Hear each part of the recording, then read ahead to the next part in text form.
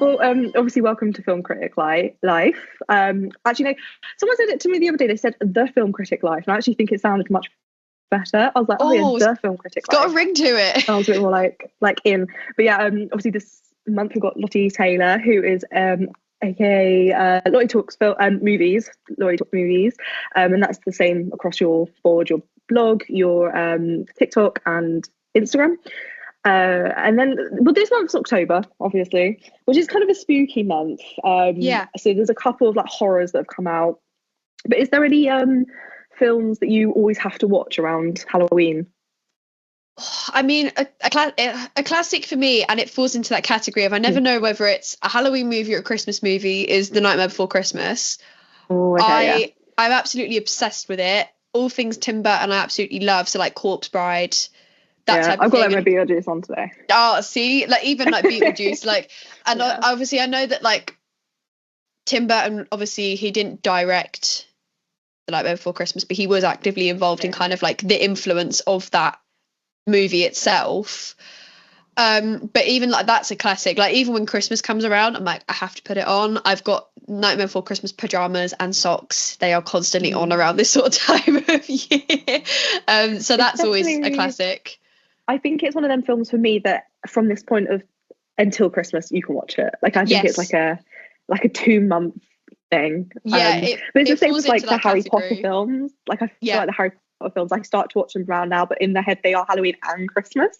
So like they kind of like they're just autumnal. Yeah, I think it is definitely like when you get to the last 3 months of the year, it's like you can watch spooky films, obviously like October is like dedicated to that one thing, but also like I feel some of them, if they have that Christmas vibe to them, you can watch them in the months leading up to the rest of the year. I think another one for me, I absolutely love anything that Edgar Wright does. So Last Night in Soho is one of my favorite kind of psychological thrillers, if you will, that will mess with your mind for the whole time that you watch it. I only watched it recently about 2 years ago, and I kept putting it off because I'm not the greatest with like psychological horrors, thrillers, anything like that, because I will be up at like the crack of dawn like thinking about this movie and like, oh god. But the first time I watched that, I absolutely adored it. I thought the story was amazing. I thought the acting was amazing, and the ending overall, when an ending leaves you in suspense like that one did for me, I was like, wow, okay. And I remember going back like a couple of days later and rewatching it with a friend, and even like her face at the end, she was like, what? She was like, what just happened? I do really like I watched that film. I remember when it came out, I just remember it wasn't like as big as I thought it was going to be. Yeah. So I watched it and I wasn't completely taken with it, but I rewatched it in the summer and I adored it. So I think it grew on me as a film. So now I really appreciate it. And I think like just everything within it was just gorgeously made. And you can tell that he said he wrote it from his own like kind of like mind at university. So a lot of like the music influences and the visual influences, I think, came out of such love that it really does like bring the film to like why so many people adore it, and like it's become a bit of a cult film, I think. Yeah, I think it's nice as well when like a director makes a film kind of from that perspective of what they can take from their own life kind of thing. So like even like with Steven Spielberg when he did The Fabelmans, and he's like, oh, it's loosely based off of my life. So you're watching it and you're like, it's a completely creative story, but it's technically it's technically a biopic or a documentary, whatever you want to call it, about Steven Spielberg and his life and how he came to be the icon that he is now. So I love when you kind of can tell that a director has literally delved into their own mind and kind of gone, let's tell the story of my own mind, but through different characters and in a different, more, I guess, creative way of doing it than it just being a straight documentary. Yeah, because otherwise you just do like biopics and they can be a bit boring. So I do think these like really in-depth influenced psyche films can like really dive you into a director's brain in such a different way. I do love Spielberg. I actually still haven't watched Fabelman. It's like one film that I just haven't seen. It's kind of bad. Really good. Yeah, I know it's one of them. I know I need to watch it, but I think because I just did my dissertation in Spielberg, Like that was my area. So I think I just Oh. got so sick of watching films of Spielberg. So I was like, I can't do it. I was like, I can't go through this again. When I went to Comic-Con yesterday, there was a guy who was dressed up as Steven Spielberg. And it was really, I got a picture with him because I was just like, he had a Jaws t-shirt on, and he like dyed his hair, his beard grey. He had a clapperboard that had like directed by Steven Spielberg, and it was like directing like Jaws, the day, the people in it, and I walked past him and I was like, that's Steven Spielberg. Oh my God. I do love that about MCM, because like I do find that like sometimes you'll notice someone and they'll be in the most random outfit, and they are like the craft that goes behind some outfits, and then some people just do it as a laugh and they'll be throw things together and they'll still be great outfits. Yeah. But I do love when you like spot someone. I'm finding this Halloween though, I'm on like TikTok and that people are really going for like obscure things, like they're trying to think outside the box and a bit more meme like, rather than just going as a slutty nun or something like that. Like more people are like going more obscure. I think that's nice though, because it's like you move away from kind of like what you traditionally see, because obviously like that over time you just get so used to, you're like, this is boring now, I've seen this so many times, like done over. So like I literally, before hopping on this call, I saw someone on Twitter who was dressed up in a garbage bag with a coffee cup, and it was called Game of Thrones last season. And I was like, now that is creative. Like, it's going to cause controversy, but it's creative, and I haven't seen anyone do that before. I think it's great. But it's so true though. But it's also very true. That series was awful. I'm really scared House of Dragons is going to go similar, because it wasn't, I don't know, the second series wasn't as good as it could have been. Yeah, it wasn't on it as that. That you kind of don't follow that pattern that Game of Thrones followed in that sense, really. Yeah. Kind of make it its separate thing. Okay, let's go on to some of the films. There are obviously some more horrors that came out, but we'll talk about them later. So the first two films that I've kind of put for us to talk back to back is A Different Man and then The Apprentice.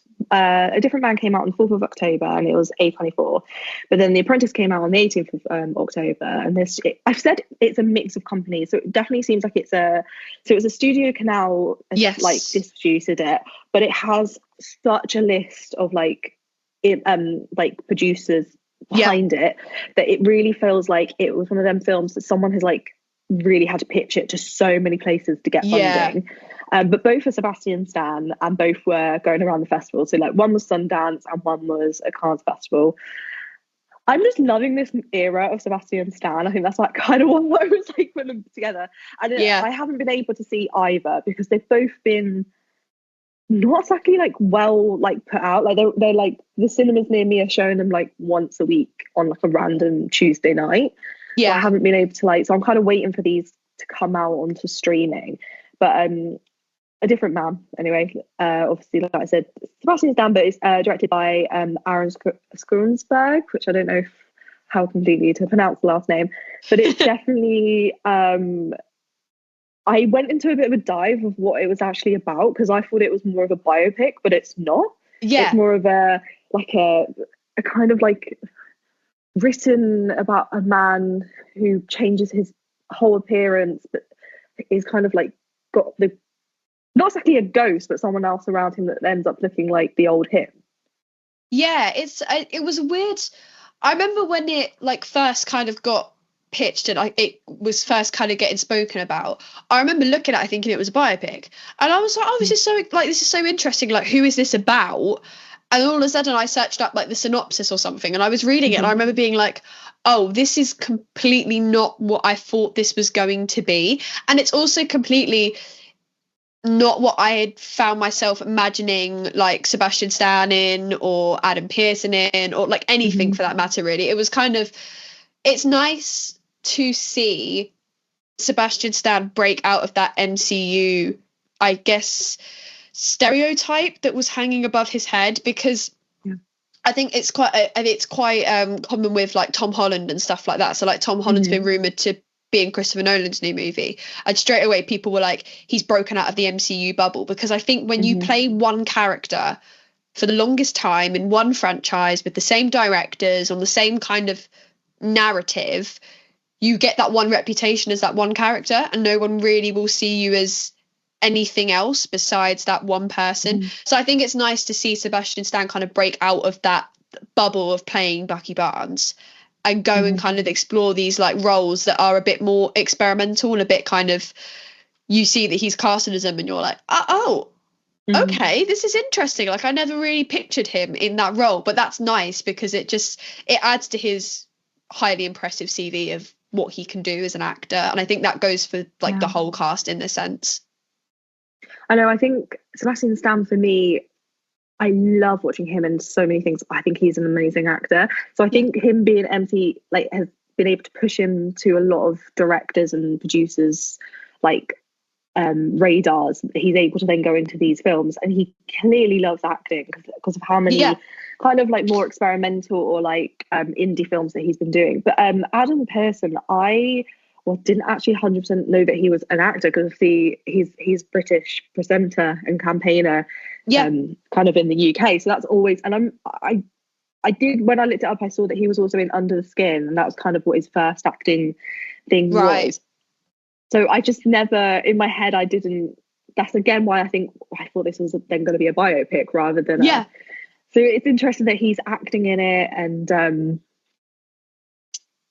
but it says it obviously is a black comedy psychological thriller. So, and I think Sebastian seems like he's able to do like the jumping off funny lines and keeping it lighthearted, but keeping that thriller suspenseness in it all. I think he did that quite well. Like, even like, we just go back to him playing Bucky Barnes, he did that quite well anyway with Bucky, because Bucky was a character that was like, his character had that horrid kind of backstory to him, and was very much that brainwashed character. You know, you didn't think he had kind of an inkling of happiness in him. And as you see his character evolve, he's got the witty one-liners, he's got that kind of chemistry where he can bounce off Captain America, he can bounce off anyone really. And it's nice to see that kind of like that character evolution. But it's not just a character evolution, it's he's evolving as he's stepping into different roles, and he's evolving kind of how he goes into certain roles. Like something like this is completely different to what he's done before, but he can probably take a lot of what he's previously learned and put it into this role, and put it into like The Apprentice, so to speak, which obviously I know we're going on to that, but that's quite a hard hitting role in itself with what he's done in The Apprentice. I know The Apprentice obviously came out like 2 and a bit weeks later. And I remember it being filmed, and I was just like, he does look like Trump. So obviously The Apprentice is about Donald Trump in his kind of like earlier career, and how he becomes like this businessman, and the influences around him. I think again, it's mostly just been trailers and stuff, but I think it's one of them films that's been in my radar for so long, just because of how many photos came out of them filming in New York. And then the poster I just find so intriguing. Like, it's one of them, just such an art house looking poster, and it shows what it is. It's him like as Donald, like as a kind of a gold statue, that I think just like pulls you into that like business world. I think it's such a creative, and I love the fact that obviously Jeremy Strong, Roy Cohn in the background, and you can see him just lurking around this corner of this bit, and I think that ties so heavily into the film, and you don't even really realize it until you watch the film, and you're like, oh wow, okay, that's why he's at the front. And like, even Ivana in the background, she's in the background, and she's kind of got this like smug stance and this face, and you're like, oh okay, so you're actively involved in this story as well. And we're like, kind of, you get to know all these characters, and as soon as you kind of look at that poster, when you come out the film and you look at that poster again, you go, yeah, you give off that kind of vibe that you're giving in the poster, like kind of standing still, like the biggest man in the room type kind of vibe that you get from them. So did you find it was like an interesting film? Like, was it literally just them years? I think it's difficult, because I really liked the film. I think it's really good, and I think it's an interesting, because it's such a film that is going to cause controversy no matter what. It doesn't matter what year you released it in, it doesn't matter who stars in it. It's going to cause controversy because of who it's about. And I think Sebastian Stan has been quite vocal about the fact that it was difficult to play someone who is constantly in the spotlight for all the wrong reasons. And it's difficult to portray someone like Donald Trump. But I think he does it exceptionally well. I think he looks like him. I think he embodies this kind of self-righteous, selfish kind of personality really well. So I think he is amazing. I think Jeremy Strong as Roy Cohn is also great. He is quite harrowing himself in his performance. He is the puppet master and Donald Trump is his puppet, but you see that twist and you see that kind of Donald Trump, that rise to power, and you see that kind of character evolution. And it's difficult to watch because you almost feel like you shouldn't enjoy the film because it's telling this really kind of hard-hitting story that when you're watching it, you're like, oh, you are a horrible person. You know, what you have done is unspeakable. But I can't help but like the film because the performances are amazing. And I think it's also the directorial vision of the film, so how the film looks. A lot of how the film looks for me builds into the atmosphere of the movie and also builds a lot into the scenes and how everything plays out. So it's like when you watch a film and it's like a dark kind of color palette and it's like those, you know, when you're in an enclosed space and you're really tense watching a film kind of thing, like that is what this film gave me. The scenes between Roy Cohn and Donald Trump, I was watching the film just like, oh, this is hard to watch, but it's hard to watch because that is the reality of what happened in their lives and what happened in his kind of rise to the person he is now. And it's hard to watch, but you can't help be like, God, they're playing them so well. This is so interesting to watch. So yeah, I think it's great. I think it's a story that obviously is difficult to visualize, and Donald Trump has been quite vocal himself about how the fact that he doesn't like it because he doesn't think it's accurate. But when you look at how they've gathered the resource material for the movie, and it's material that is very well known to people, you kind of sit there and go, you're saying it's accurate, but there's a lot of resource here to back this film up. It's pretty accurate to what it's saying. So no, I think it's a great movie and I think it's definitely worth the watch, but you have to brace yourself to watch it because you can go in with expectations, but you will still be blown out the water with what happens. Okay. I think it definitely feels like it's come at a time where Trump is kind of getting back onto everyone's lips and everyone's psyche. Yeah. So he is always going to be a name. So I think, you know, having a film about his early life now was always going to be intriguing. And I think, yeah, you can come out of a film and know that you don't like the person or the character, but that doesn't mean that there's not such a in-depth like story that needs to be told. And obviously with film, you can like tell it in such a creative, immersive way. Yeah, I think I think as well, it kind of it's come at a time that obviously with the election going on in America at the moment, obviously we're in the UK, so we're like on the other side of the pond, so we don't really know what's happening as such, but it's very kind of like, it's been publicized a lot on the media about the election. Yeah. This film has come at a time where if you are wondering who to vote for, this film could completely switch your opinion, and you could find yourself sitting there going, you know, I'm going to vote for X, Y, Z, and then you watch the film and you're like, wow, my view on this and that has completely changed. So yeah, it's come at a time that it's going to be in the height of people's minds going into the next kind of month or so with the election. So it may have been perfectly timed for a reason, but we don't know. It might have been timed just right.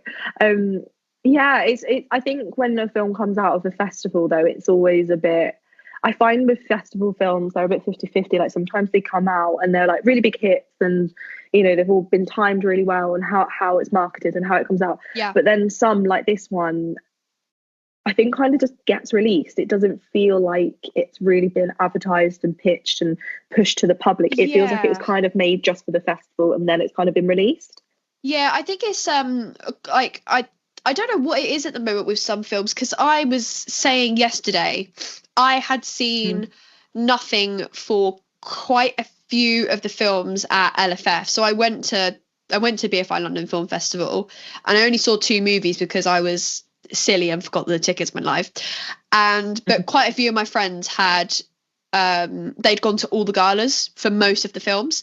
And the general consensus we were talking about was that some of the films that were seen at the festival, so I think it was The Apprentice, Blitz, not as such Anora. I've seen a lot about Anora, like Maria. There was a handful of films that just hadn't been publicized enough, and it's almost like they're now starting to get publicized. So like Blitz, I knew nothing about Blitz. It was the opening gala at LFF, but I didn't go to it, but my friend went to it, and you know, he was saying to me, it was an amazing film, you know, it was so good, I loved the acting, and I was like, that's great.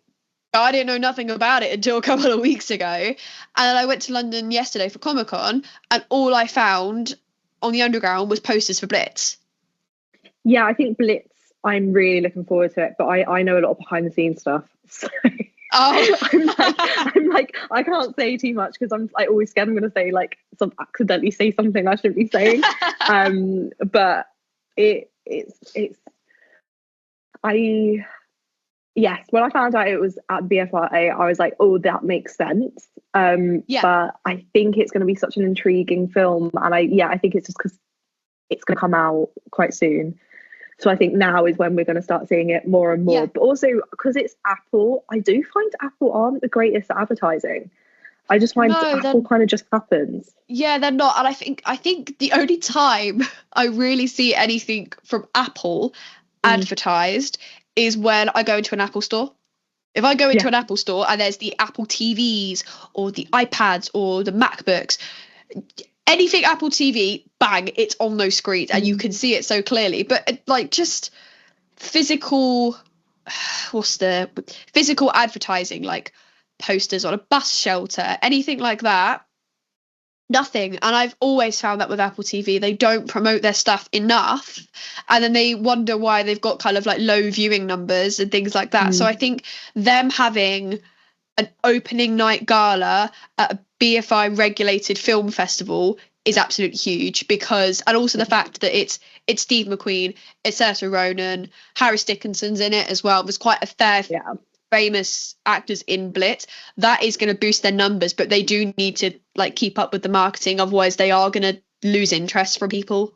Yeah, and coming from like just British film industry, it was such a wide made films. Obviously a bit of it's Leavesden and then a bit of it was made in the north, so it had like so many crew members behind it. And I think, you know, obviously Steve McQueen's like a British like massive director, so I think he's got like a OBE and stuff dedicated to his CBE, like dedicated to his work. So I think for the BFI that was such a good film to like start it off. And I think when it comes out, I think it's going to be such a talking point. But it does, like, when it comes just out to Apple, it does annoy me, because I feel like sometimes films like that should go to the cinema or go into other areas that can get to the masses. Yeah, not everyone has Apple. So this is the issue with me. I don't have Apple TV, so I am sitting here going, well, I haven't seen Blitz at LFF, or like any films for that matter that they're being shown at festivals like Cannes, Venice, London, whatever. They're being shown and then they're being streamed through services that people don't have easy access to, so to speak. You're missing out on such an opportunity for people to go watch this movie. So like Blitz, I would have, you know, bent over backwards, done anything to go see that movie at LFF.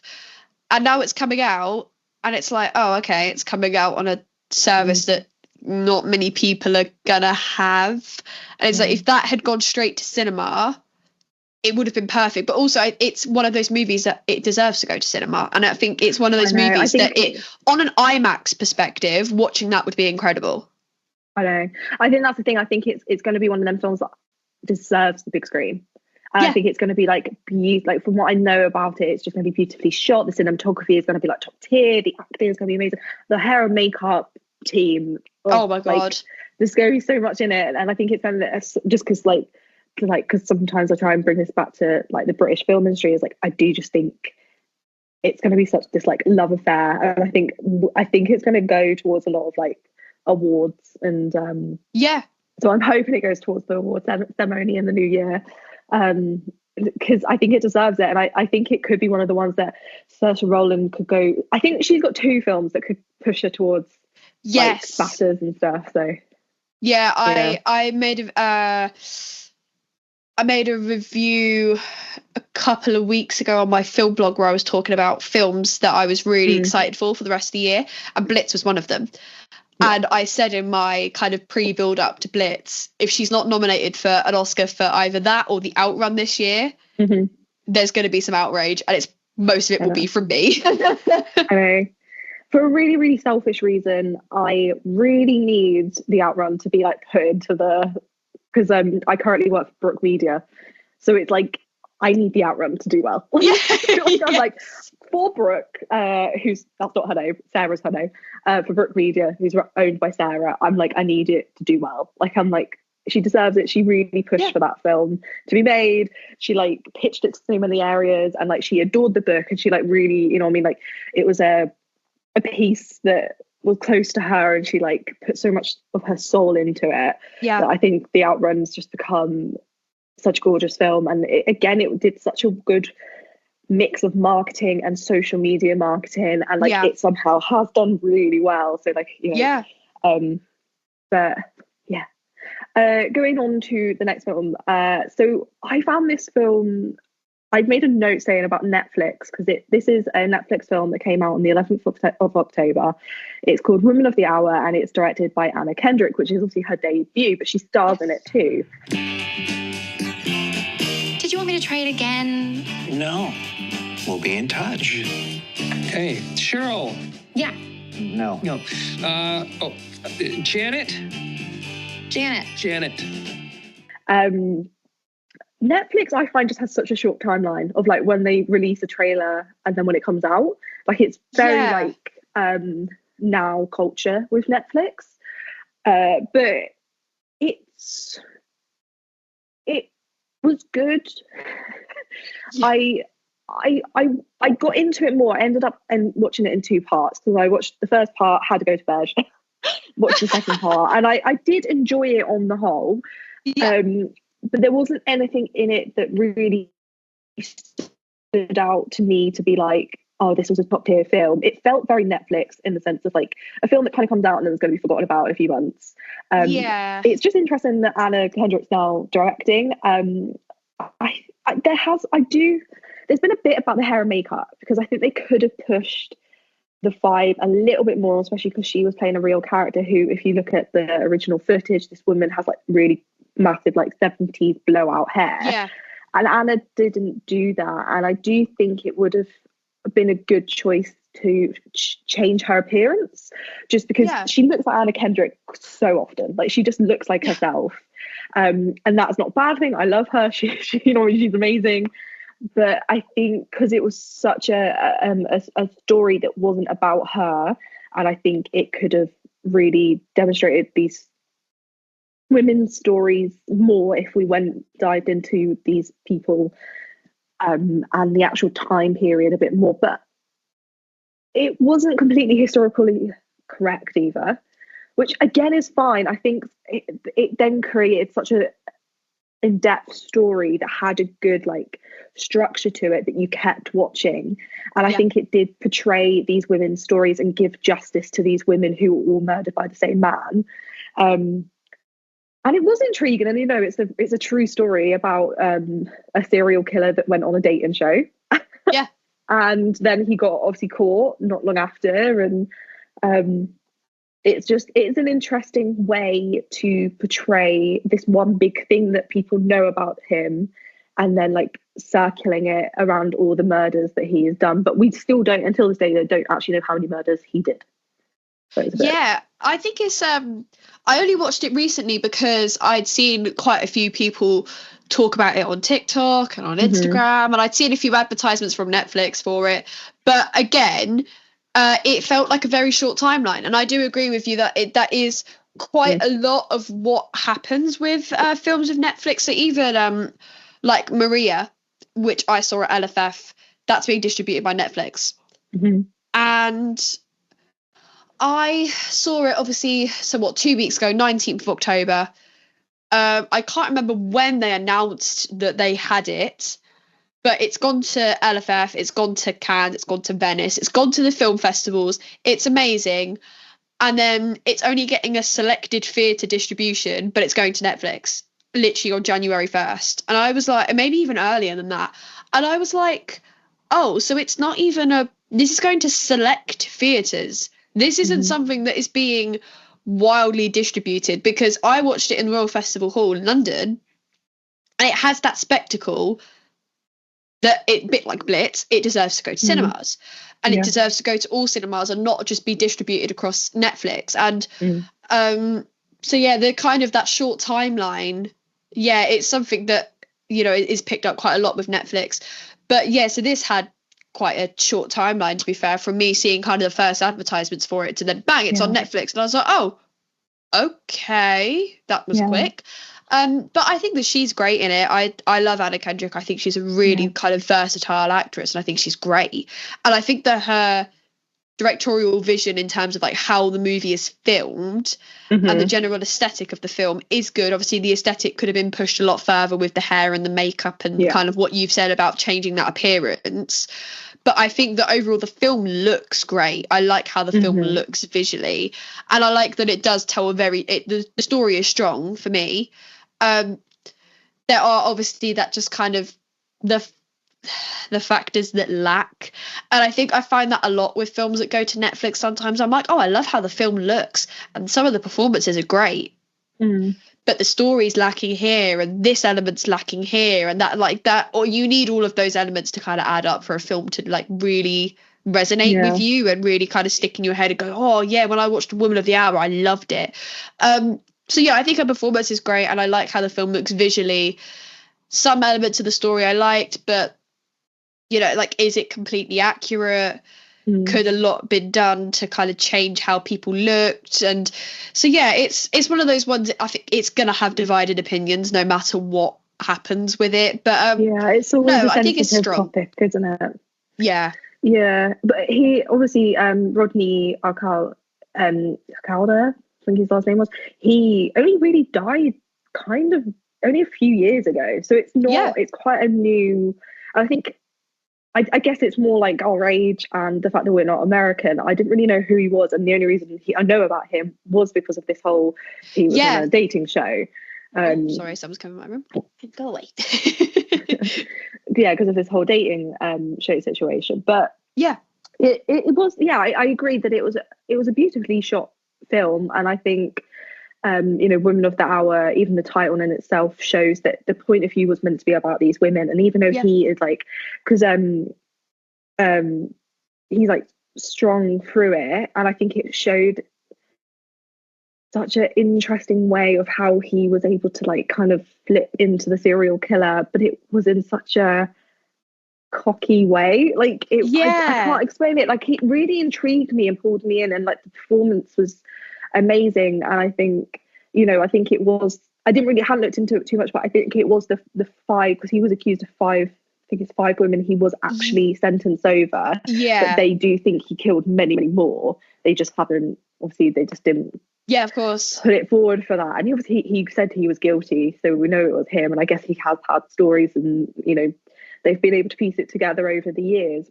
So I think just showing how charming this man was, and how he wriggled his way into these women's lives, even if it was only for half an hour, and then ended up killing them, and how he played with them and toyed them, I think was so, like, I did find that the opening scene was so striking, and how like it suddenly pulled back, And in a way, I kind of wanted it to stay removed, and then we ended up going back towards it again. And I didn't. But I find moving away from the violence so, because I think your imagination can go worse than what's actually happening. So I think when you remove yourself, it can make you really feel sick and feel like you don't know what's going on. Yeah, definitely. I think there's always that element with movies like that. Like if this, and I think as well, for me, it's just like a personal opinion. If that opening scene is striking, like it was with Woman of the Hour, I am instantly like, right, I need to watch the rest of this movie. And I hope that it is going to follow in that exact way that this opening scene has set up, because then if it does have that drop off, that's when you lose interest, because you're like, oh, okay, well, I thought it was going to look and be a bit like how this first scene was, and then it's kind of dropped off and it's become whatever it is now. It was okay. It's one of those films that it's going to have divided opinions, like we said, and it's one of those ones where you can watch it and you can tick it off the list and go, yeah, that's another film I've watched this year. Yeah, I think because it was Netflix, like I've already heard quite a few people like at work just talking about it, saying, oh yeah, we watched it last night. I think it's one of them films that so many people love crime at the moment, like podcasts, and are obsessed with it. I think it's going to be watched by many, but I think it's going to be one of them films that I don't think we're going to talk about in a year's time. But I do want to say Anna Kendrick, say this was her didn't even know she was going to end up going into directing, but she has done a really good job. Like it is gorgeously shot. And I think the way that she structured it, and like the cinematography choices that were made. And so I think, her being an actress for so long, and obviously musical theatre as well, I think has like able to teach her. And like obviously she had her own vision and she had her own projection that she ended up making into this film. Yeah, I think as well, I quite like the transition from like actress to director, because I think as well it's you become a more compassionate director if you start out as an actor or an actress, because if you're an actor and actress, you see from that outside perspective what it takes from a director to put a movie together. So then when you step into that role yourself, you're like, right, you pick up on what other directors are doing that you've worked with. So I think that's probably what made this a fairly strong debut from her, is she's probably picked up on loads of stuff from working with different directors and gone, okay, let's try and implement this in my own way into my own movie. Yeah, I do think that is why so many actors have become such good directors, because they've been able to watch and learn for such a long time. When if you become a director just because you like film and you're doing it and from the age of 18 up until when you finally get your debut or whatever, you're not the one behind, like on the other side of the lens. And so I don't think you always know how to talk to the actors or how to make them feel comfortable, or you're not learning from another director because you are always the director. So I think the actor to director and producer, obviously quite a lot of the time, is always interesting and intriguing to see how they become what they, and it sometimes is a bit like, sometimes I feel like, oh, you've not done your dues to become a director. But sometimes like Anna Kendrick comes along, and I do believe that she has. She clearly has shown that she knows what she's doing, and she has a passion behind what story it is that she wants to portray to the audience. It's the dedication as well. Like if you're dedicated to telling that story, that's when you're going to back an actor or an actress 100%. If they're coming out going, I want to tell this story, this is what I want, I need to do, then 100% you are going to sit there and go, right, well, you deserve this then, because you're willing to tell, and especially a story like that.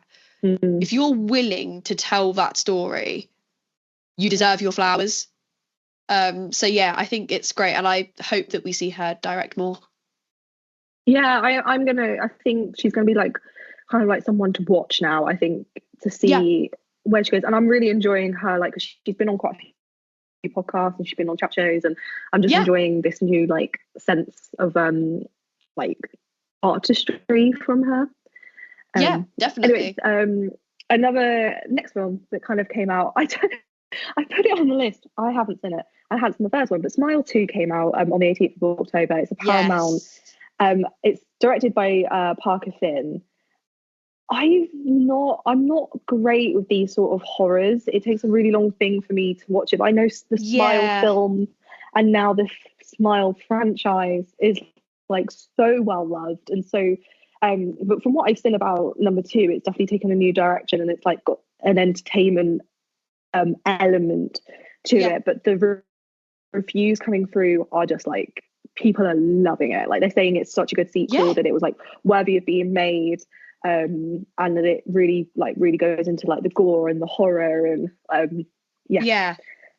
I think the first Smile was quite an original concept, with this idea of this like demon that's smiling at you and that it's following you around once you like witness a murder and stuff. And I remember watching the first Smile being like, this is a really good concept. It just has to be done in the right way. And I think I did enjoy the first Smile. It had that really gory element to it that, like, for someone who doesn't like watching horror, I enjoyed watching it. And even if it's one of those ones where you're like, to watching it, like, oh God, what's going to happen now? And you're sat there like really tense.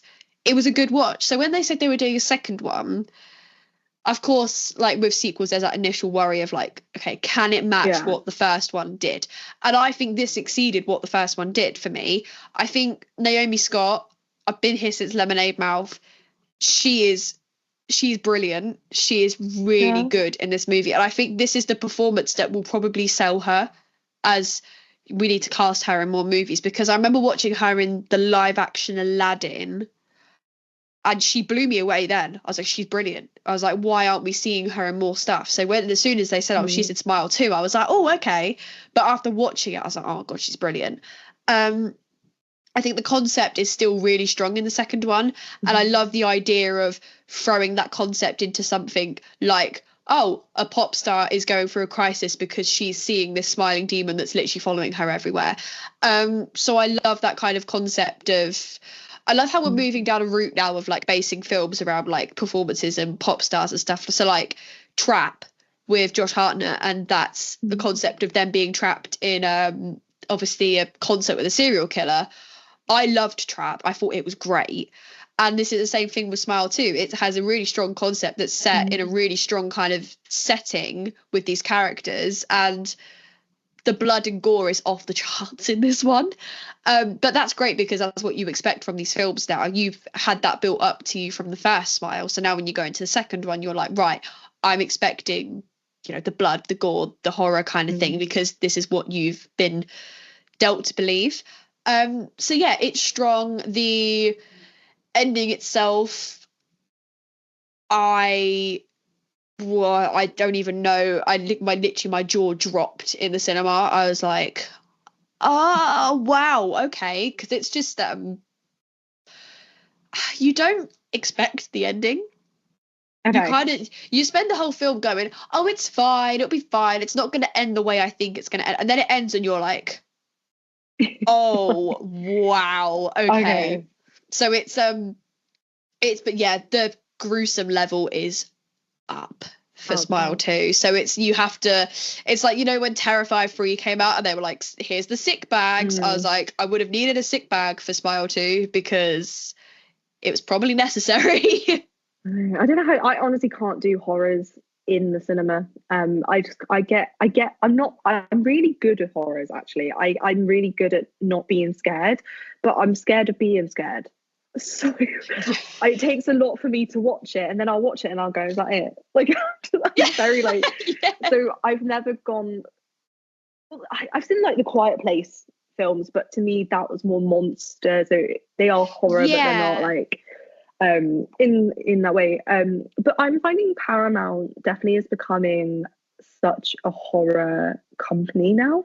Like the last few years, I think they're making, you know, like Universal or whatever run for their money, like with the just stand alone films that they're making. Obviously Smile, and then they obviously made Smile 2, and then they make films like Pet Sematary, for example, like that are a little bit more intriguing and like kind of going into concepts that a director and a writer can like really like flesh out, rather than like other places that might just redo Frankenstein over and over. So I think Paramount is like definitely like going into like scratching the surface on horror and going into more areas of horror for today and horror for the audience currently, and things that scare us in our psychological, like Smile. And this new so Smile 2 definitely seems like it's gone into that area for me. And I think like Trap, I know that wasn't, but like it's very similar in that vein of coming up with a modern take on horror and how we can go into the psychological of a thriller horror and pick at the psyche. I think Paramount at the moment are quite a force to be reckoned with. I think that it's, they've been bringing out movies kind of quick. Like you're like, oh look, Paramount are working on another film, they're working on this, they're working on that, and then this is coming out next week, and that's got Paramount backing it, and like they've got movies coming out left, right, and center. But it's not they're pumping movies out and they're bad. They're pumping movies out and they're quality movies. So they're, you look at like Warner Bros. And Universal, and they're kind of like the staples of the film industry and film distribution in a whole. But you look at Paramount and they're getting to that level. And it's good that we've kind of got this competition between the three of, who is going to get the rights to this movie and who is going to distribute this and who is going to, market this perfectly, that it makes millions and billions and things like that. So it's really good to see Paramount kind of come up. And I think Smile 2 is going to be the start of scratching that surface of Paramount really with that horror aspect. Like Paramount have done these horrors before, but Smile 2 might be that one that kind of turns it around for them, and people are going to be more intrigued to watch Paramount horror movies or psychological thriller movies now because of the success of Smile 2. Because I think I saw something a couple of weeks ago that Smile 2 came out and it already grossed an insane amount of money, and I was like, in such a short period of time, really? And I was like, this is impressive, all things considered. Yeah, I think the other thing with Paramount is obviously it was originally one of the big six. And I think the big six, for me, Paramount for a while felt old school, and it didn't feel like they were doing anything fresh. But now they seem to be getting a lot of franchises behind them. So obviously there's The Quiet Place, which I know they are going to do a number 3 as well. So obviously we've just had the prequel, 2 films, and now they're going to do another sequel. And I think they might end up doing another no. I think they could expand it. They could expand it into doing one in Britain, for example. They could really go for it and go into loads of different areas, because it's, at the end of the day, it's about these aliens that come to Earth. And it's the main plot is usually the people that are in it. So you can just keep using the same concept over and over. And then they've now got the Smile behind them as well. So I think they're getting a lot of franchises, where before I think they had just a lot of one-off films that were successful. And they had, but now I think they're getting better revenue in a way, I think, behind them. Once you get those franchises kind of behind you, it's no pun intended, it's paramount to your success. Because and especially ones like Smile, that could become insanely popular because there is a lot you could do with it. And same with Quiet Place. It's just one of those ones that it can keep evolving and it can keep changing, but it's also there's got to be a stop point where you're like, right, we can only do so many movies where people are being haunted by a smiling demon, or we can only do many movies where people are being haunted by aliens that will track you because of the sound you make. So they are definitely franchises that can be developed and evolved. And for them to have that type of thing behind them and to have those franchises that people do love, I think that is, their success can only go up, really. Yeah, and I'm finding that they're also holding on to a lot of directors and stuff as well. So I think they're building up a good career, what do you call it? People like working for them, and I think that's always going to be good. Obviously, I think they had Twisters as well, and I think there's going to be a Twisters, another Twisters on top of Twisters. Yeah, I don't. Did they have Twisters? I thought Universal had Twisters. I think Universal may have had them. I think Universal had Twisters. It comes up on their list, so I don't know if it might have been a joint thing. Oh, that's a good point. Oh my goodness, I'm not actually sure. That's really bad because I went to the Twisters premiere. It says that they had revenue in it. Yes, so this is what I mean. I think they're also got revenue in quite a few Apple things as well. So I think that I think they're just building themselves back up. I just think they're trying to, and Warner Brothers, I think for a really long time was such a big name. And I think, they still did the Barbie movie. So like, that's massive. Yes. But what else have they done?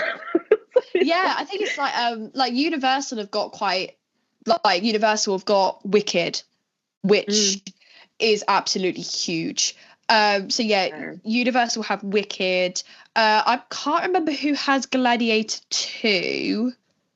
Do they have? I'm gonna search it because I don't want to mess it up. But I think Paramount have got potentially one of the biggest films of the year in Gladiator 2, and they've probably got now what is the most anticipated movie of the year. You know, for me, the most anticipated movie for me was Doom Part 2. And I've been very vocal. I've been very vocal on my platforms about how much I love that movie. But yeah, so like now that's kind of been and done, and that hype has not died down as such because people still do love it. But Gladiator 2 is now that one that everyone's looking at going, yes, this is it. This is the one I want to go and see. So again, with Paramount, absolutely huge that they've got a movie like Gladiator 2. So I am very excited. In America, Wicked and Gladiator 2 are going to come out on the same day. I don't think they are in the UK, but I think in America. So it's going to be interesting to see who kind of goes on top. I am very looking forward to Wicked. I am very looking forward to Gladiator. So I'm like, I think I'm going to do a double bill. I did do it for Barbenheimer, so I think I might do it for this. But it is one of them, what way round do I do this? Also, this isn't like obviously not big news this month, but it obviously has started advertising. But Wicked, I'm still not okay with the fact that they're doing part 1 and part 2, and the fact that it's not even advertised as part 1. Like it's like, I mean, I think it's one of those ones. If you're a big theatre fan like myself, I don't know if you're a big theatre fan as such. There we go. It was actually the first West End show I ever saw. Wow! Oh, yeah, when I was like 13. So I'm very like hardcore on this now. I think it's it caught people off guard because it's got a runtime of 2:40 just for the first part. And show itself.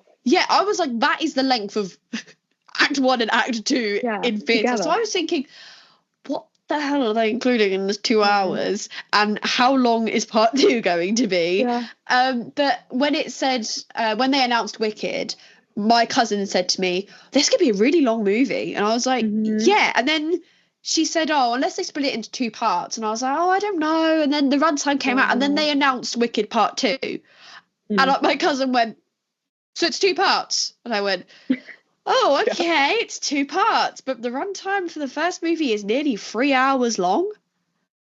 I don't think it's going to work. I think a lot of people who do not know the show are going to go and see it. They don't realise it's part 1 and part 2, and they're not going to bother with part 2. Yeah, I think that's my prediction. Is also part. And I think as well, when you look from a theatre aspect of how Act 1 ends, and then you look at how potentially the first part of Wicked is going to end, people are going to be annoyed, and they're going to be like, that's how you're ending it, and you've now got to wait until 2025 or 6. I can't remember. I think it's 2025 for part 2. Because they filmed it together, so it should kind of like come out pretty much bang, like go like they did with the Harry Potters. I remember they were literally a year apart. They did part 1 and part 2 at the same time. I think from a theatre point of view as well, I've seen a few people say this, and I also disagree but also agree. They say that the first half have the most popular, pun intended there, films and songs, I mean, like literally Defying Gravity, Popular, all of Dancing them Through Life. Dancing Through Life. But then the second half is obviously darker, and some of my favourite songs are part 2. So as long as as long as your mind is top tier. But it's like, I'm gonna have to wait we're gonna have to wait so much longer just to get them songs. But I don't think, like, they're not the big franchise like songs that people are gonna know, and I don't think they're gonna be able to push them as well. So they're definitely gonna have added songs, because if they want to Oscar bait, they're gonna have had to add some original songs. 100%. Because they did that with Les Mis, and why is it 2 parts?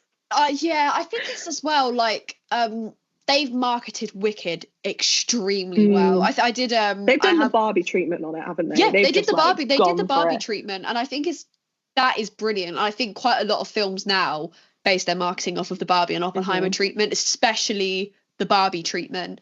So Wicked has been marketed extremely well, and I literally am like filming a video talk about the Wicked marketing and build up to the film, and just like things they've done like Lego, Crocs, Marks and Spencer's, like pajamas, like it's just stuff that like is almost a bit of an alien way to market a film. Like I guess like Lego is insanely popular with marketing movies, but even things like Crocs, pajamas from Marks and Spencer's, and you're like, really? I know, you can't escape it. I think that's film? what's getting, like the fact that like Robinsons have done their like the drinks as well. I think the thing is with Barbie, they were able to do it so well just for the fact that it was Barbie. So Barbie had it, the product placement straight away, and they could go into, it wasn't always exactly the film, it was always the brand Barbie. And this, the fact that it's getting a similar treatment, but it is the whole concept of Wicked, I just absolutely find fascinating. And I think when it comes out, there's going to be a lot coming out about like the marketing techniques, and like just so many YouTube videos are going to come out like analyzing it.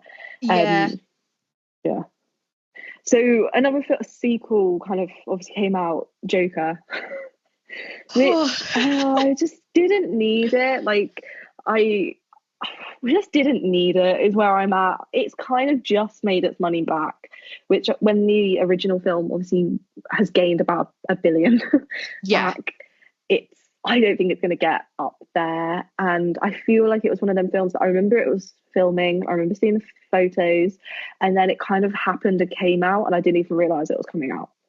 I was just like, oh, it's here. Yeah, I remember them announcing it. I remember Todd Phillips posting a photo on his Instagram of the script. And I remember I wasn't the biggest fan of the first Joker, but I could admire it for what it was. And I remember being like, okay, this is quite exciting to follow on, especially because of the ending of the first Joker that he did. I was like, there needs to be a kind of second bit because it's got to lead on for what happened at the end of the first one. So I was excited by the concept of it, and then obviously Lady Gaga was announced, and I was like, "Oh yes, Queen!" I'm very excited now. And it worked. Like it worked, and I think the fact that she even got so invested in Harley as well, and like she's made a whole concept album now, I think it's the best thing that came out of this. But it feels like Todd Phillips kind of got pulled into doing it because they were like, "Well, we're going to do a number 2 with or without you," and therefore he had to do it. Yeah, I think it's as well, like my issue with the second film in particular, I wrote a very strong review about this movie and said that it's basically a frustrating FU to DC fans on a whole, and Joker fans on a whole for that matter, because you spend the first whole movie, you follow Arthur Fleck, and it's kind of this journey as to how he becomes the Joker. And then you go into the second film and you're like, right, the Joker's in Arkham, he's going to meet Harley. It's going to be this whole idea of he's going through this court trial because he's killed, I can't remember how many he's killed now, like 5 or something. 6, including his mum. And I remember being like, right, that's an interesting concept. But it was executed so poorly for me. And the court scenes I can appreciate because he's in that kind of embodiment of Joker. So I appreciate the court scenes for what they are, but everything else I can't get behind. I think the screenplay slacks. There's some stuff that is said by both Joker and Harley Quinn, and I'm just like, you would never find them saying that anywhere else. So why are they saying it now? And then I think just like the dream sequences worked for me. The dream sequences worked. Him imagining himself getting married with her, them imagining, performing all those like shows together. I think that worked for me. I really liked that because it builds into that kind of like that mental illness type part of his brain. But the musical aspect did not work for me. It felt so flat.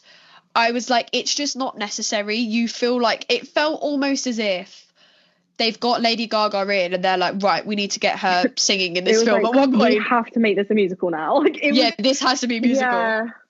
I loved Gaga. I think the thing with me, it took me such a long time just to watch Joker, the first film. Yeah. I don't think it needed a sequel at all. I think No. the film didn't. I enjoyed the film in the sense of like I respected it, and I think it was a good film. And it was so. I think it was so fun to have a film, a standalone film for DC about the Joker, but it wasn't really like the Joker. It was like this like concept about the Joker. So I think for me, just doing a second one just ruined that. It just threw that all out the window. And the Joker has kind of become the new Fight Club for me. It's kind of come where like so many like film nerd boys like, oh, the Joker's like such a good film, and like, and I'm like, is it there?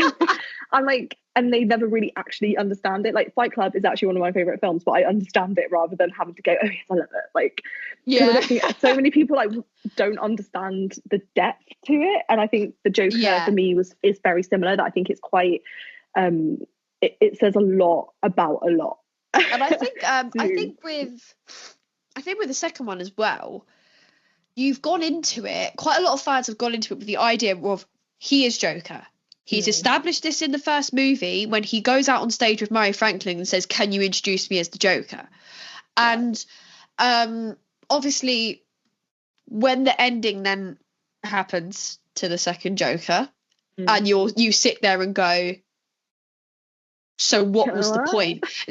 So then in my brain, this is what I said in my review, you sit there and go, so what was the point of these two movies? It's almost as if you've took, and people have interpreted it as, you know, the Joker isn't one singular person, he is a concept, and people can interpret it in that way. But if you're a loyal DC fan and you love the Joker, you then watch this movie going, oh, he's the Joker, this is the origin of him, this is the origin they're going to take with him. And then the ending happens and you're like, so you've took what is the story of the Joker in terms of the mental illness and the Arkham, and you've took that concept of what he is, but you've completely mislabeled him as Arthur Fleck. So you've took the story of what is a mentally ill person. You've almost thrown a few DC references in there to Batman, Gotham, Arkham, Harley Quinn, Two-Faced. You've thrown those Gotham references in there, whacked the name Joker on it, and that's got your budget of X, Y, and Z millions of pounds to make this movie. So that's almost what this has now kind of come to in people's minds, is this was never about the Joker. This was about a mentally ill person, and you needed the funding for it. So if you've whacked the name Joker on it, people are going to go, ding, ding, ding, DC, that's a big amount of money. And that's really what this felt like for me with the second one. Like, I don't want to say it's a cash grab, but is it a cash grab? It feels very much like it. It was for me. I think even the fact that like they ended up doing a sequel, I just feels like a cash grab. Yeah, and it didn't need to be. No, it didn't need to be a cash grab. You made enough money with the first one. Let's be honest. Yeah. A bit bizarre. I feel like we're going to forget about it. It's one of them films that I think it's going to forget. I think the joke in it as well, unironically, I obviously now all of the awards season stuff is happening and all the nominations are coming out, and I have genuinely seen something that they're going to try and put it in Best Picture. And I was like, what? I was like, excuse me? I get quite opinionated when it comes to award season. The Emmys I get the most opinionated about just because I can't bothered with it. But I think when it comes to Oscars and BAFTAs and all of that, it gets so political, and I just think putting it towards Best Picture just is ridiculous. I think there's so many other like they did the Variety obviously have done their projected predictions, and it was nowhere to be seen. Like you had like the likes of Doom Part 2, Anora, like The Wild Robot was there. Like the films that deserve to have their flowers were in that category. And when I heard it was going out for Best Picture, or they're trying to push for it to go into Best Picture, I was just like, okay, you can give it its flowers for what the acting performances to me were great, but the screenplay lets that down. So you could give it its flowers in that respect. But I don't think it's worthy of going into those categories. I don't think, for me, it's worthy of going into any category. Maybe score. I can never bash the score on the Joker movies. I think it can go into there, but I don't see it fitting anywhere else, just because I don't think it's good enough to go into those categories. No, I think there's been too many. Like, there's going to be a lot of films going towards. You know, it's a bit weird. But on the same day, It's What Inside came out on Netflix, which is so good. Well, you had mentioned that we might be playing some games tonight. Do you still want to play? Yeah, we'll play games tonight, man. Hey, man! Before I open this suitcase, this is just some needs to stay in this room type shit. So, no phones out or anything, okay? Bro, that's like telling Nikki not to breathe and shit. Brilliant. It was one of them films that I saw it on TikTok. Someone just going, "Oh, no one's talking about this film. Like, it's so good. People need to watch it." And so I ended up finally watching it, and it's just what can I say? It's brilliant. It's so good. And I was trying to figure out how to put it into words, but I think it's just such an interesting mode of storytelling, with the way that the cinematography is so invasive yet uncomfortable, but it's like trippy at the same time. But it's not just like trippy for the sense of, oh, let's make this a trip fest. It's so connected to the plot. And it just keeps you so invested, and like the split screens, and how like they use their like mobiles, and how like the texters come up, and how you can see them stalking each other, and the mix of like just like when they go to flashbacks and it's stills, and like this, it's just beautifully like so like ingrained together. And I just love wacky concepts that I think could have a sequel, and I would not be mad if it makes a sequel. But at the same time, it was so good standalone, and I think you know, if they just leave it, I'm happy. It was also one of those ones, we talk about short timelines with Netflix. It felt like it had a very short timeline, but when it came out, I remember seeing someone on TikTok talking about it. Oh, you need to watch It's What's Inside. And I was like, I'm so dubious about Netflix stuff. Like, do I want to watch it? Like, is it going to be a waste? And I was like, right, no, like, let's just do it. It's so wonderfully put together. And it's so surprisingly put together. I never went in with any expectation. And my expectations were just raised. It's shot beautifully well, like you said. It feels evasive. You feel you're watching it and you're like, I am almost too close to this person. Like, why are we this close in with this person, seeing what's going on in their life? And it blew me away with how the fact it didn't receive as much praise as I thought it would. Because I was like, it's so wacky, and it's so whimsically crafted. I'm honestly shocked that more people aren't talking about it. So the fact that we're bringing it up now, it's great. Yeah, I do think it's going to be a slow burn. I think more and more people are going to watch it. Now it's on Netflix and it's kind of Halloween season. I think more people are going to watch it. I think Greg Jardin, who was the director, it's one of them for me where I'm like, well done, because he has been working for a really long time. He has done a lot of like promos, or like just working on TV shows. This is his first like feature that's his. And it's kind of similar with the cinematographer. He's I would say out of everything that he's done a lot of shorts and a lot of like promotional stuff, and this is kind of their both of them, it's their their film that is getting recognized, and like they've actually been able to concept it together. But it's also it's sometimes really nice to see someone who's been working in the film industry for a really long time finally hit that point of making their own thing and like projecting it out.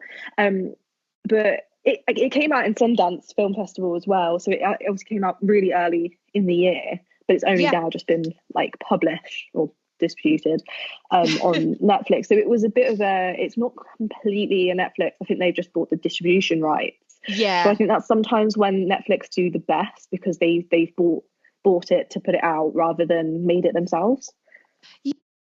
I think it's just interesting that like something, because I don't know, maybe if it didn't get enough praise because it I remember it being at Sundance, and I was like, you know, like, this is quite impressive that it's reached that level. But then obviously it goes to Netflix and you're kind of like, oh, is it that great because Netflix picked it up? But it's one of those ones you've got to give it a go. I think you'll find out whether you like it or not. I think people didn't have faith in it because it's so wacky. Obviously, it's like this weird psychological about this like group of friends, and they end up having this one friend who allows them to swap bodies. In mind. It's just a weird concept for me. Yeah. So we don't die. I think like going into like science fiction horror is always so like intriguing, and I think when they go into the senses of the mind with the fact that it's kind of like they were all doing drugs pretty much the whole way through. I don't know if you noticed, like, but then it also shows how this game is a drug itself. So I think that's why the cinematography and the way that they chose to show the story worked so well, just because it feels, like really pulled you in. Yeah, I think it almost feels a bit like you feel like you're on an acid trip. Mm-hmm. Like, you feel very much like, I think you get to the end of the movie and you get to the end of the movie and you're like, what did I just watch? You're like, and you're almost sitting there going like, was it real life? Was that what I just watched? Like, did I imagine it in my head? Because that was very eccentric and it's out there and it's wacky and it's definitely a spooky season movie. But it's got that element where it's probably not a spooky season movie and you can just watch it all year round and it's still got that same kind of atmosphere to it. Like, you watch it during spooky season, you're going to be like, oh, this is really weird. But you could watch it all year round and you'd still get the impression of, oh, this is weird. You know, it gave me a very similar to Bodies, but at the same time, no. It was more, I think it was just the cinematography and the fact that it's all in this one house and it's about this like kind of group of friends and like the whole talking to each other behind each other's backs and knocking each other out of the houses, and it feels like this kind of like Scooby-Doo cat and mouse like sort of invasive game, and then you just kind of pull out of it at the end and you're like, huh, like what did we just experience together? it is. You feel one of like those an ones. extra member of the friendship group in a way that you're just like observing them. Yeah, it almost feels like it deserved to kind of have those moments where you're in like a POV. I think that as well, like if you had that moment where you're in, you know, POV, you are this person in this moment, that would add to the wacky kind of element of it where you'd be a bit like just almost uncertain of what you're watching and you'd be a bit like, what is going on? And you'd feel very just like all dubious about everything that's going on if you had that kind of POV perspective. But also I don't think it needed it because the movie is evasive enough into everything that goes on with these characters. So yeah, it's so uncomfortable at times with how close you are with them. It's definitely worth a watch. So no, I think that was definitely like my favorite of this month. I think it was so amazing and like it was just, I do think that was a good buy from Netflix. 100%. Two other films that I put them on here, so I usually only talk about the UK releases, but I feel like we have to kind of say, but obviously We Live in Time has come out in America / the BFI, but it's not come out in the UK, and I'm like, why have you not come out here? And it's coming out in the new year, so it's such a long gap, and I hate it when they do that because it doesn't work anymore. Like doing a slow burn distribution doesn't work because you just get it spoiled, you get it pirated, it's just not worth it. For me, A24 have a very bad slow burn distribution. I know they do. And it's really, it's a shame because their films do so well, like exceptionally well. And when you have this kind of slow burn distribution where you're just like, tick tock, it's, you know, eventually we're going to get it.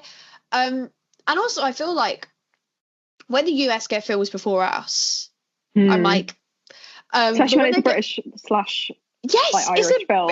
It's a British film, but the Americans have got it first. But I remember it like people in America have been watching it and they're like hyping it up and they're like, oh, it's incredible, it's sad, it's soppy, it's like, yeah. And I'm like, good for you, I'm gonna watch it in January. But by the time it gets around to January, obviously everyone in the UK is going to be like on the hype train about it. And I think very much like the talk out of BFI was about the hype train of the movie. I never saw it at the London Film Festival and I was gutted I never saw it. But the genuine hype out of London was, this is incredible, and it's probably going to be up for a few nominations for some acting awards or soundtrack, like whatever. It's going to be in the discussion. But by the time it gets to the UK, is the hype going to be dead for it because we've had this slow burn distribution period where the Americans have got it in October, we're getting it in 2025. So it's one of those ones that is, it's going to be annoying to have to sit there and wait, and I've been very kind of adamant on avoiding all spoilers for it. Yeah, I think from what I can see about it, I'm only really seeing like the trailer and then the just consensus of all of these reviews, people just crying in the cinema and loving it, and then obviously the BFI, and I think just like who it is as well. It's obviously Florence Pugh and Andrew Garfield, who are just, both of them together just actually hurts my brain a little bit, and I can't wait to see them.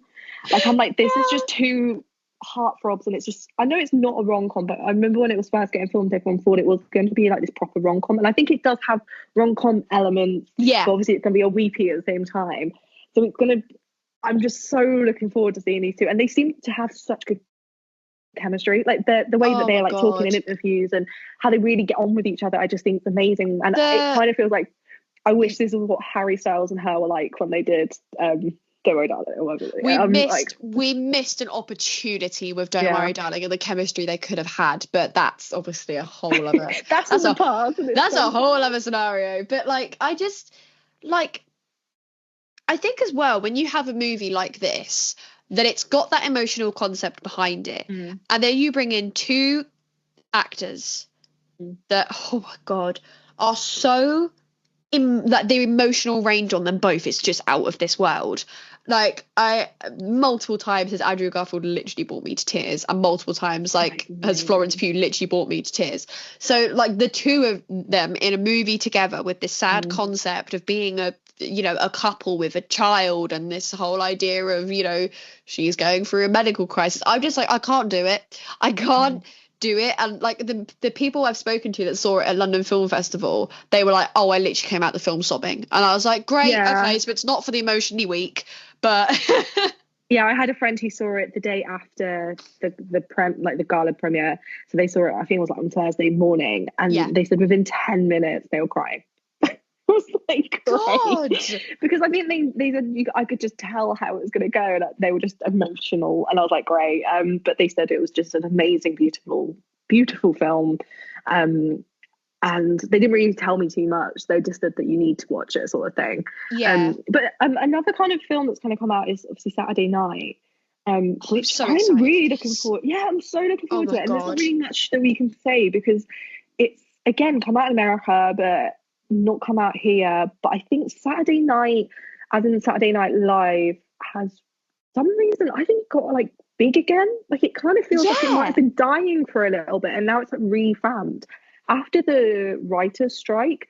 That first episode back was so good. I mean, I think it's because they had to hold in so much because they obviously weren't allowed to bring anything out.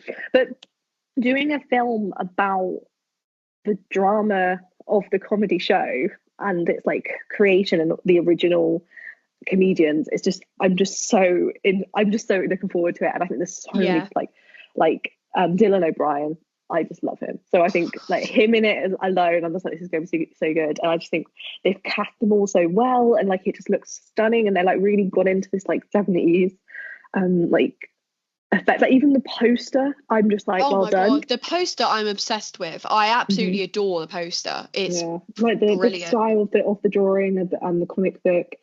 I think it's, the illustration of the big head.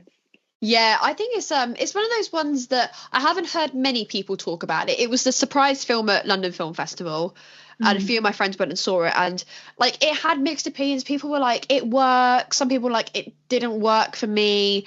But for some reason, like every time I hear something about this movie, I'm like, I will be seated. I am that excited to see this movie. And I think the casting is absolutely stellar. And I think they've got such a talented cast behind them that's really going to help to back up that movie. And I think as well, like, the concept of it being about that kind of 90 minutes before the first ever SNL showing, it's, if you don't know a lot about it and you don't know a lot about SNL, you could still go into that and enjoy it. But if you do know a lot about SNL and you do know a lot about that kind of the background of how it was made, you're still going to enjoy it all the same. And I think I haven't heard a lot about any inaccuracies, which I think is always a selling point when people are like, oh yeah, we watched it and there's actually nothing inaccurate about it. I'm like, oh, perfect, you've sold me, because at least you haven't made anything up. Like, you've done your research, you know what you're talking about. And yeah, again, just the aesthetic of the film, like the costuming in reference to the photos from that first ever SNL episode have blown me away, because I'm like, you have got this spot on. I'm such a 70s girl. So I think that might be why I was like quite harsh on the design for Women of the Hour. And then looking at this, I just think there's something about the 70s that, like, you need to get the graininess of it. Like, the 70s wasn't great. It wasn't like as good as people think it was, especially New York. Like, it was disgusting. Oh God, so I think they've got the grittiness, and so I'm very looking forward to how that's gonna, like, the concept's gonna be portrayed in like the film when it finally comes out in the UK, which I don't really know if much about its release yet. Yeah, I just think it's one of those ones. I think it comes out on the same day as We Live in Time. I think they both come out on January 1st in the UK. So whether I do a double bill of it or not is another matter, because it might be I come out of We Live in Time breaking my heart, and then I'm like, right, into a comedy, here we go. So but no, it is definitely, without a doubt, one of those ones that is really high up on my anticipation list. And yeah, I'm just really excited for it, because I love a film that visually looks great. And like you said about the 70s, I love the 70s. I love a film that visually looks great. I love a film that has really embodied what historical figures, but like, you know, people in history have really embodied what they look like. And I think that's what this film has done really well already in the build-up, even without people watching it. So yeah, when that story kind of comes out, I will be seated, and I'm sure that I will be the one person. I will be the person with my pom-poms like a cheerleader, like, I love it. TV shows, usually I have so many TV shows to discuss, but I think because a lot of shows, like Agatha All Along obviously is out at the moment, but because it hasn't finished and it technically started the month before, it's a bit of an in-between. So first one is The Franchise, which came out on October the 21st. It's a Sky comedy, so obviously it kind of came out on Now TV in the UK. Have you watched it? I haven't watched it, but I've heard things about it. So I've slate it. Yeah, I've seen things about it. I've seen the mix, and to be honest, it wasn't really one that was on my list of ones to watch, because I've been watching I was watching Sweetpea, and I've been watching The Penguin. So the franchise kind of fell down that order for me in terms of like, I haven't had a chance to watch it yet. But then I've seen people talk about it, and I'm like, have I dodged a bullet?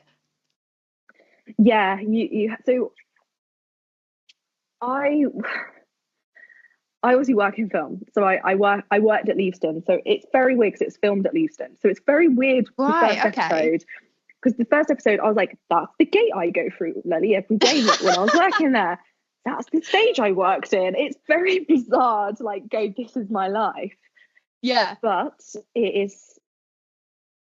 It's not funny. It's just not how a film is made. Like, I was watching it and I was just like, I couldn't even get through. I watched one episode and I couldn't get through it. I was like, so it's obviously a satire comedy about a film being made, and it's meant to kind of be like a knockoff Marvel kind of film that's getting made. But I was like, you can, because it was created by John Brown and Sam Mendes. Like, I'm literally like, do you even know what the first assistant director does? Do you know what the third assistant director does? Do you know what production do?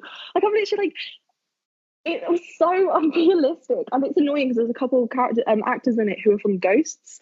So like, I really had high hopes that it would be a comedy like that's funny, but I think because it was made to be international, it didn't have as many good witted like humor in it. Yeah, I think it kind of just led into the, you know, leaned into the actors are stupid, and like the first assistant director's like constantly vaping, and I was like,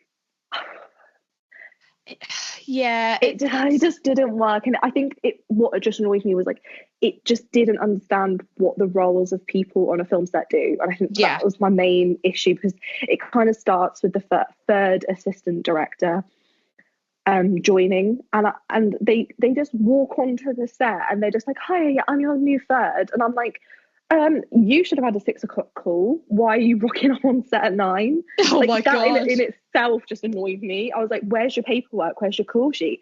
Why are you not knowing what's going on? Like, yeah, it sets an unrealistic standard in that sense, really, does it? Because it's I think as well, like,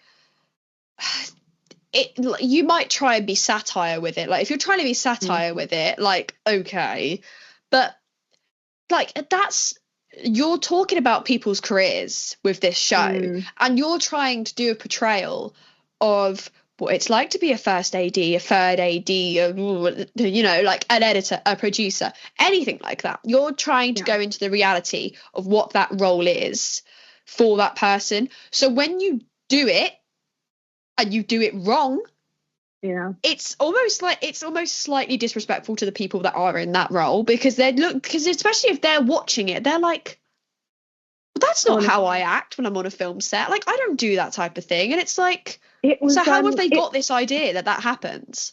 It was so bizarre. It was like it was trying to make out that a film set was really stressed without showing the stress. That was my only way to explain it. It was like, honestly, when I was watching it, I was like, where are the electricians in the background making loads of noises, like putting up the scaffolding and like just like people running around and hair and makeup constantly trying to put people, like, there was no hustle, and it just really bothered me. I was like, this isn't. And I think especially I feel kind of bad for the creative team behind it, in the sense of like, if you were the hair and makeup team on it, that you're kind of portraying, like, you're doing the hair and makeup. So I can imagine the actual crew being really bustly and like a lot, and then kind of having to make this show, and they're just like, this isn't realistic. But it's such a shame. I really do think because the amount of things that happen in film, you're like, I really wish that there was a documentary crew here right now, just to like film our reactions and like do it like The Office. And I think that's what there was missing. I think they should have, if they were going to do it, they have to do it like The Office.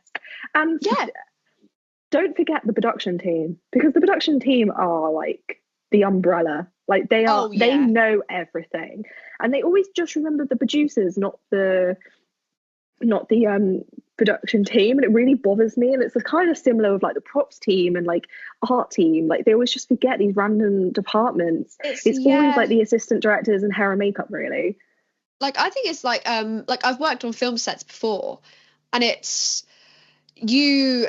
as like, especially when I went onto a film set as like a young person when I was like 18, 19, I very much didn't kind of had that experience of like going up to people and talking to people, being really nervous to talk to people. And I learned over time that no matter what role you're in, everyone deserves their flowers and everyone deserves that praise for what they do, because certain roles on a certain project, these projects wouldn't happen. So like, very much when the writer's strike was going on and people were like, why are they striking? Like, surely you don't need them. And it's like, these people are the backbone. These people are the backbone of everything you watch. Nothing that you watch would be doable without these people that are striking. And that was obviously the really big talking point with the writer's strikes.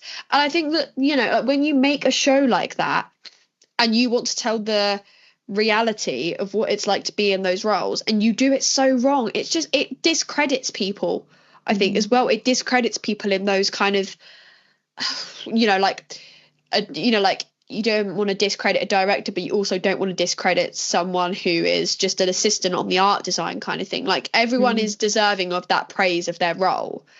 And it's a shame to see that they've gone about that in the wrong way. Yeah, I think it's just because it's been created by people who I think have always been at the top. like Sam Mendes has always been at the top. Like he doesn't know what it is to be a runner, and like having to do everyone's like coffee orders, and like there was just, I can't explain the amount of random things that happen on film sets that you're just like, did that really just happen? Like, and like you really do just want to be able to like look into a camera sometimes and just be like shaking your head like, what just happened? Yeah, just like, what?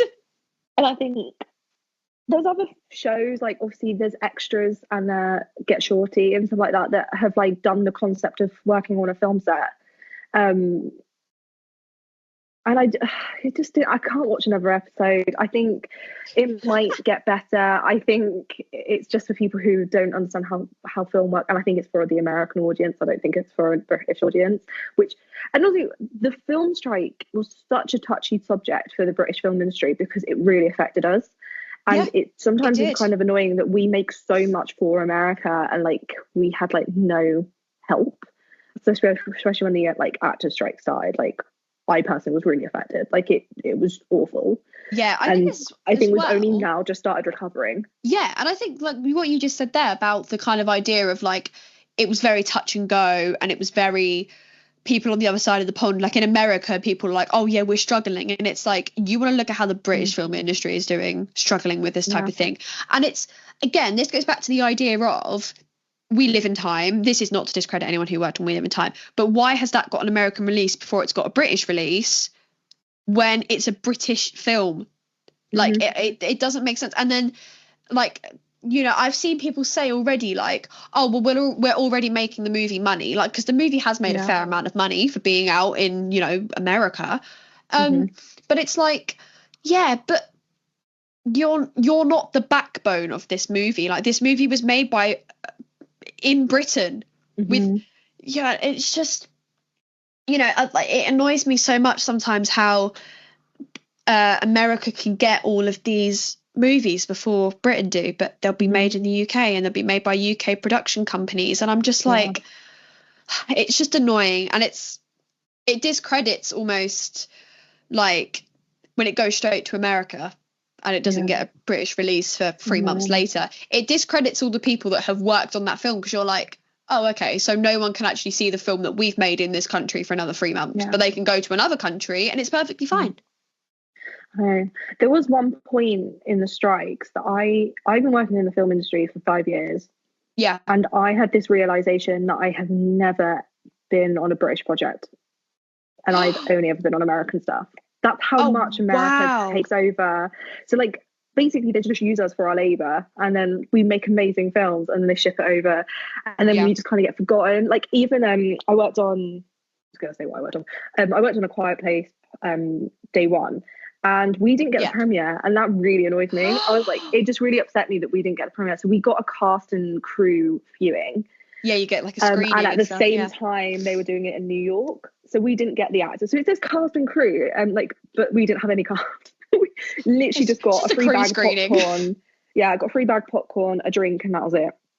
And it just annoyed me a bit, because I was just like, so you've used us, you know, everything here, but like, and it's hard because I get it, it's an American project, so but I do find that like some big films like Barbie will do a premiere in like literally every city, but then some films like that where it was completely filmed in, like loads of Marvel films for example are filmed in the UK, but for some reason they will only have a premiere in like New York or LA. And I mean you look at like for us this is quite relevant, the Avengers base being on the uni campus. In literally the Avengers base is the University of East Anglia. Like it's literally on that uni. It's like the Sainsbury Centre or something, isn't it? Like it's something crazy like that. And then I look and I'm like, why was there a big event that happened for Age of Ultron? Like, or like any of the Avengers movies, like in the area where the base is? Like it's ridiculous. Oh yeah, it was like a 2-day thing, and they like Robert Downey Jr. was there and everything. It's so bizarre looking back that you're like, yes, there was a helicopter and Robert Downey Jr. just came out the helicopter and they just filmed on our campus. It was I literally saw a TikTok the other day, and it must be 3 girls that study at UEA, because one of the girls was standing outside the Sainsbury Centre, and she was like, look, this is the Avengers base, and they were like, no, this is just off of our uni campus, and she's like, no, this is the Avengers base. And people were like, where is that? Is that in America? And they were like, no, it's in Norwich, it's in the UK. And people were like, come to Norwich what? just to see this. People are literally going to be raiding the uni campus just to be like, I've been to the Avengers base. It was all covered in scaffolding for the last like years. I'm hoping it's not got scaffolding on it. So like the whole time I was doing my masters, it had scaffolding on, and I was like, I don't think it does anymore. Oh, that's good. That means more people can probably see. Because whenever I would have someone come to see me at the uni, I was like, yeah, so that's the Avengers thing, and they'll be like, I don't recognise it because it was covered. It's covered in scaffolding. Scaffolding, they're repaneling it. Hi, I'm Rhiannon Lewis. Sometimes I make a list of people who make me feel invisible. I mean, Donna in the mini market, who is never happy to help. How big is it? Norman from work, for failing to acknowledge my potential. Julia Blenkinsop, The bully who ruined my life. sometimes I make a list of people I'd love to kill. Well, the next TV show, Sweetpea, which came out on the 10th of October, which also was Sky, so it's Sky Atlantic, was also a very, very British production. So it's a dark comedy starring Ella Punley, which I feel like was kind of her only British show that because she was obviously in Yellow Jacket, she's been in she's in Fallout. She's been in Fallout, yeah, and really slowly, not even slowly, she has really skyrocketed, and become this star. So it's sometimes really nice when a big actress kind of comes back and comes into a British show again.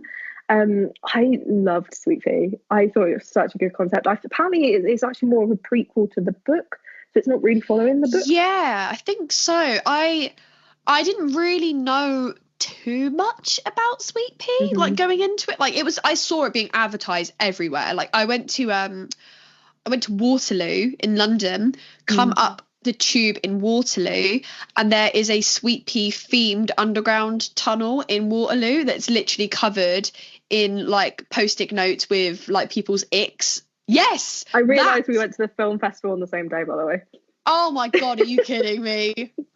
But I walked through that tunnel, and because I remember walking through Waterloo and seeing people stop at the tunnel and being like, why are people stopping there? And then all of a sudden I walk around the corner and people have got their phones out, and I'm like, is there a celebrity?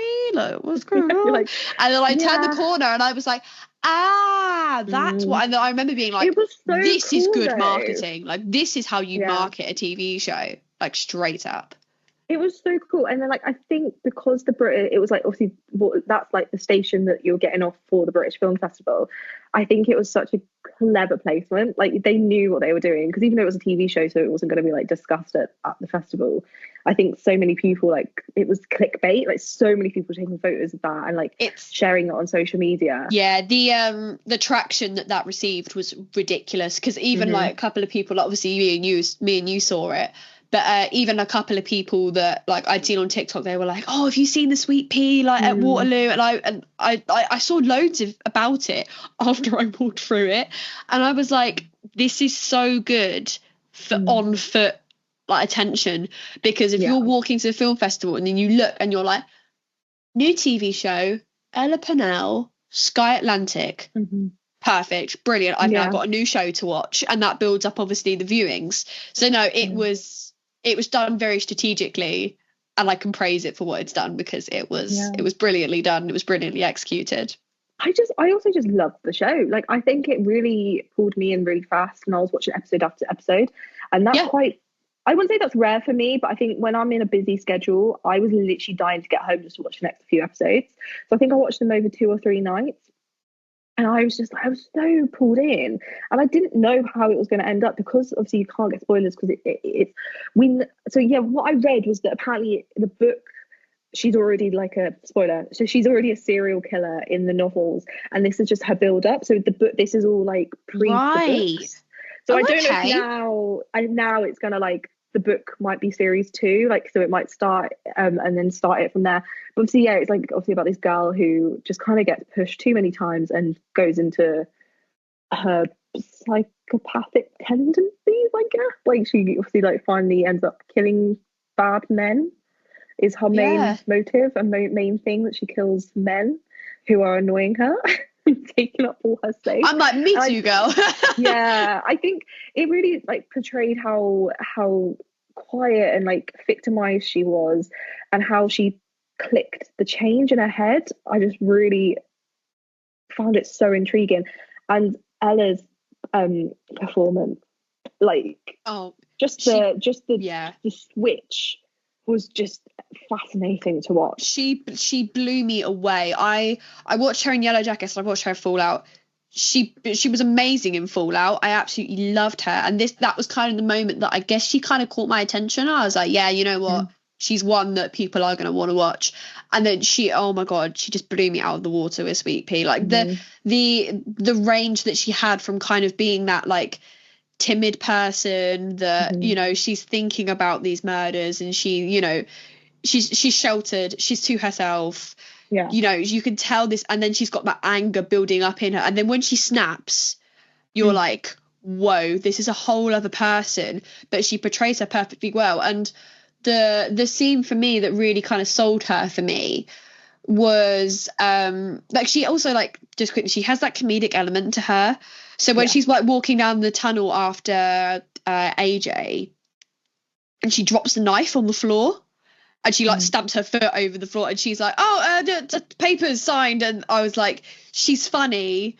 Yeah. But the scene between her and AJ, where he finds out what she's done in the last, I think like the last episode or the last 2 episodes or whatever, when he finds out what she's done, that scene alone, I was literally sat like jaw dropped. I was like, this is incredible.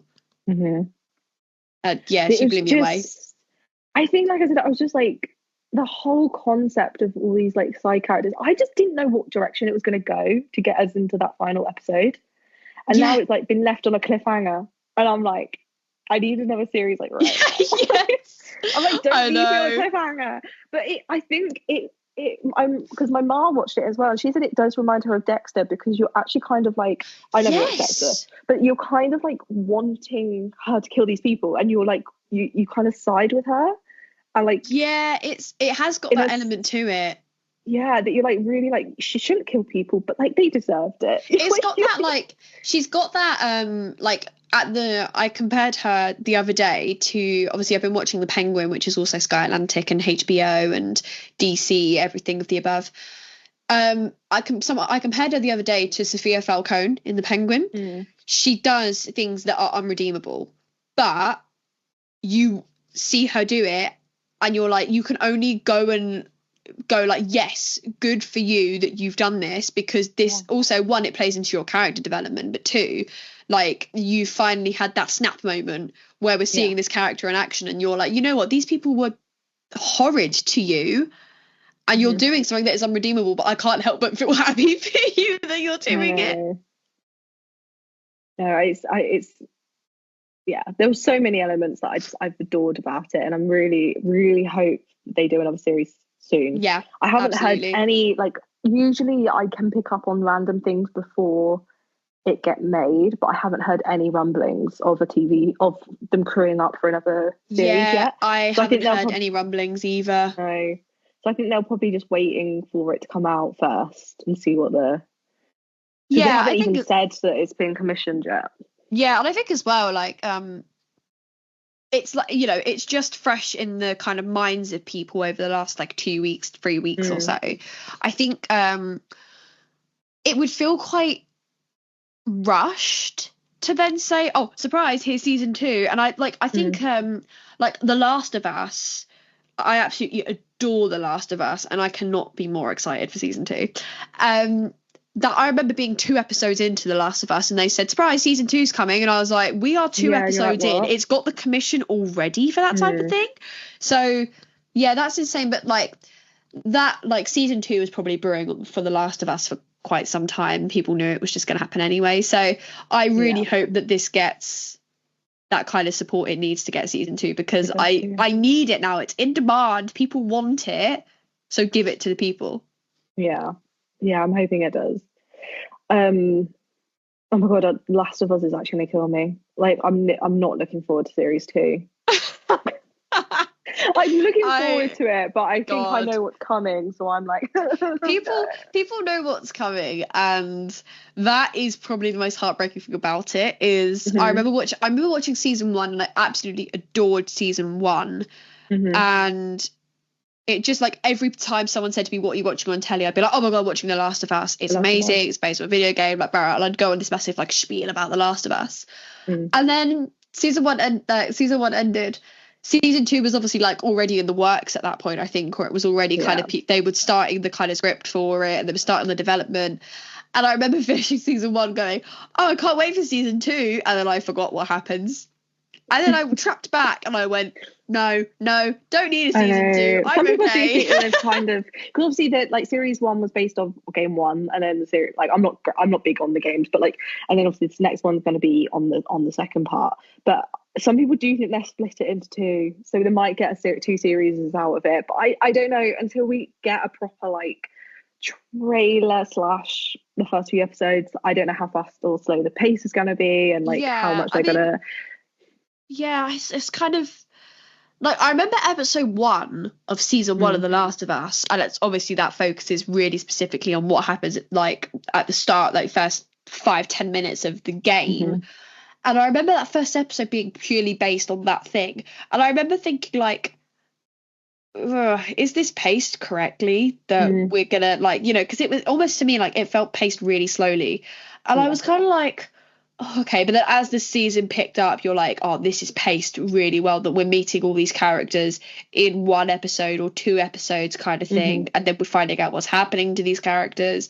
I just thought it was paced really well, so I'm kind of hoping that season 2 follows that same pacing, where you don't spend too long on one character, but you spend enough time that if you don't know what happens in the games, you grow an attachment to them, and then if something does happen, you're like, you get the same like emotion.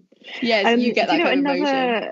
Another show though that keeps getting renewed for more and more seasons is Slow Horses, because Slow Horses is like, I think series 4 has just come out and they've already said they've commissioned up to 6, and I'm like, what? Like, it's I do enjoy it, but it's because it's Apple, I think it gets forgotten a lot. It also always goes up for Emmys and stuff. It's a bit bizarre, but it is a good show. I'm not like I genuinely do like it, and I do need to watch this next series. But you know. Yeah, I think another one. We were talking about this yesterday. Me and one of my friends, Amy. She was talking about a show called Silo, which I think might be Apple. I'm honestly unsure, to be honest. But either season 1 has just come out or season 2 has just come out. But there's already now talk it's going to get another season. But the current season that is about to come out hasn't even come out yet. So it's like, okay, so we're already kind of, you know, pumping this out as much as we can kind of thing. Yeah. So it's sometimes it works, weird, but like some things will just get commissioned really fast, but some things not. I think the Wild Robot's a good example of that. I don't know if you've seen that. Wild Robot came out, and then a day later after it's released, the Wild Robot 2 got announced. My God, I didn't know that it hadn't announced the second one already. They but I know people are loving it. I watched it and I cried my eyes out to it. It is one of the most beautiful animations I've ever watched in my life. But it came out, it obviously got highly praised at LFF and all the festivals that it showed at. Yeah. And then it came out in the UK October 18th. By October 19th, they confirmed they were working on the second Wild Robot. And I was like, are you kidding me? Or it might have even been a couple of days before the Wild Robot came out, and then it was kind of like the day or 2 after the one came out, they were like, yeah, we are hasty now on the development of a second one. And I was like, what? Did it feel like it needs a second one? Is it one of them that might just be like a bit of a... Well, it's based off of books. Okay. So it's one of those ones where it probably... I don't know. It's maybe one of those ones to me where it doesn't feel like it needs a second one. But if you are a lover of the books, yes, you like, considering what they've done with this first one, if you're a lover of the books and you're a lover of the first movie, you are like, yes, get this second one done now, because if you're going to do it the exact same way you've done the first one, it's going to be brilliant. And I guess they want to keep the same voice actors, because there's a whole thing at the moment about voice actors and them changing them up. So yeah, Was it in Inside Out? Is it that a few of the voice actors changed? Yeah, so they changed the voice. They changed the voice actor for Disgust and Fear. Mm-hmm. And to be honest, it wasn't like it wasn't too noticeable for me. But when the film came out, it was like, oh, they're different people. Oh, okay. But it wasn't too noticeable, to be fair. But yeah, I think the consistency always helps with films like that, really. But anyway, going on to film news again, I feel like the film festival has kind of just dictated this month for me. But a couple of random things have come up. So Wuthering Heights, the news for that has absolutely, I think so many people have an opinion on it, and I have an opinion on it, but my opinion has changed quite a bit. Because we do not know anything. All we know is it's been commissioned, it's getting made, and the 2 leads have been. So we now know that it's been picked up as well. Yeah, so it's getting made by Warner Brothers, and they're adapting a new version. All we know is Margot Robbie and Jacob Elordi have both been put into it. It's definitely getting filmed in London.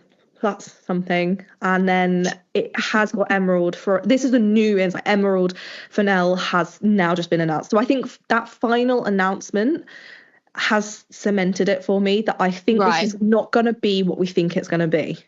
I think it could be a modern or like a twisted take on it. I don't think it's just going to be like there's too many. Wuthering Heights is adapted and adapted and adapted.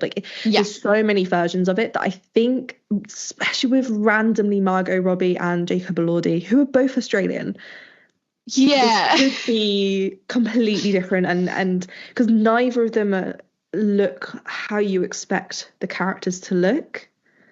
And obviously there has been a lot of controversy over Jacob Elordi being cast. Yes. Because in the book he can be described, he is described as having dark skin in the novel.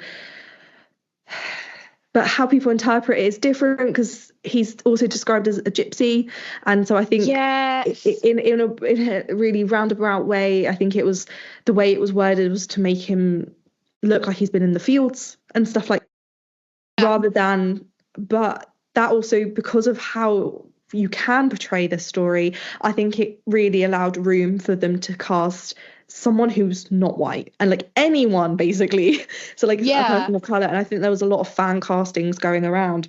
Yeah, there was. I think it's one of those ones. It's definitely had I know the live action Tangled has a ridiculous amount of live casting. It's not even happening, and people live cast it. I remember I remember being at work when it got announced, the casting, and I text my friend and I was like, oh, there's the cast update. She was like, oh, I hate it. And I was like, why? And she told me why she hates it, and I was like, oh my god, I never thought of that. And so in that respect, I have my issues with it. So it's difficult. Margot Robbie itself is a bizarre, also she's very pregnant right now. She's very pregnant right now. I know they're filming it in the new year. That's all I know. And it's I can't remember where it's going to be based, but it's the London crew that are getting crewed. Right. But that annoys me in itself, because I'm like, why are you not in Yorkshire? Yeah, I think it's going to be one of those ones where either people are going to love it or people are going to hate it. And I think but like you said, it's had enough adaptations of it where people are going to be used to it kind of being adapted over and over and over and over, and each done in its own different way. But I do think, I pointed this out to my friend, that the casting just feels very she's worked with Margot Robbie before. She's worked with her on Barbie. She's worked with Jacob Elordi because they did Saltburn together. Yeah. So it felt very much like, right, let's just kind of go for two people that I know are good because I've worked with them before, and we'll adapt this in any way that we want. But then at the same time, with something like this, you want to expand your kind of who you know as actors, and cast people that look like how they're described in the book and how they've been described for years and years and years. And you want to cast people who look like the people that we are used to. So, you know, lovers of the book that are hearing, oh my God, we're getting a movie. And then the people in the cast who are casting those roles look nothing like how they're described. People are going to go, well, I'm not watching that because they don't look anything like how they're described. So I think it's going to have some issues. I'm not expecting Margot Robbie suddenly be in a brunette curly wig. Like, but also J.K. Rowling's a bit younger than her, and they're pretty much meant to be the same age. And this is what, but also, it's kind of ironic because obviously Saltburn, there's a tiny bits in Saltburn that are influenced by Wuthering Heights, especially like the grave scene. Like they're very like so obviously Emerald, I don't know what way round this has happened because Emerald has only just been announced. I don't know if she is one with Margot Robbie or some pushed for it, or she's tried to get it because she wanted to make it. I don't know what way round it's happened at the moment. Yeah, I don't know if Margot Robbie's production company has pushed this. That's what I mean. We don't really know too much information to know what way round or who's pushed or who's grabbed, but I think it's not gonna be I can't remember what year it's set in, like 18th century. Like, I honestly think it could be either modern or like set in a different century. I think it could like it might be like 1920s or something, you know what I mean? Like I think, but then are people, the whole dynamic. But there are people, like, there's a thin line between modernizing stuff that is very like old fashioned. So like I obviously on Broadway they've just remodernized Romeo and Juliet with Kit Connor and Rachel Zegler, and I like I'm obsessed with it at the moment. And like when you modernize something like that, it either crashes and it burns, or it does really well. And at the moment, this Romeo and Juliet thing they're doing is really it's succeeding on all levels. Yeah, especially when you compare it to the West End one that I think hasn't had as many good reviews because they've modernized it in such a bizarre way that there's like a kind of a comparison between the two, and the Broadway version is definitely getting better reviews and people are enjoying it more. They both got modernized in their own kind of way, and they both kind of were interpreted, if you will, in their own way.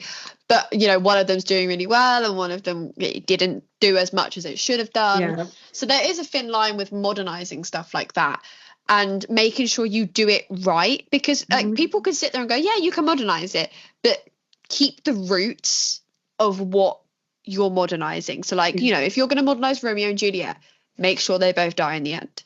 Simple as that. So, you know, and it's the case, like, you know, if you're going to modernize Little Women, make sure it's still got kind of the same ending there. It goes for everything, really. So the core, I think that's like keep the core of it. Of the essence of the emotion and the dynamic of why the narrative has been made in the first place. I just, it's one of them, it's really hard to like have a big opinion. I think until we know a bit more and maybe the production gets like photographed or they're filming and we can kind of make out what sort of concept it is, it's just feels bizarre. I think because we're all imagining it as this like, you know, like the 90s version or the 2000s version, that's what we've got in our brains. I think it's got that vibe to it that Barbie had. I remember when Barbie first got, like, it first broke, there was a Barbie movie, and people were like, a Barbie movie? Like what? Like what can you do in that kind of like in that context? And then when the first photos came out of them like roller skating down the beach, and I remember being like, this looks like a very typical Barbie thing. And then there was the photos of her crying on the bench, and I was like, what? And then there's the photos of the Mattel CEOs like skating down the, and I was like, right, what is going on? And so it's all kind of up, I guess, for interpretation until you really see anything publicly. Because the photos we get like the first trailer, like, okay, which I think will be maybe this time next year. I just don't think. Probably, I think they're filming it in the new year.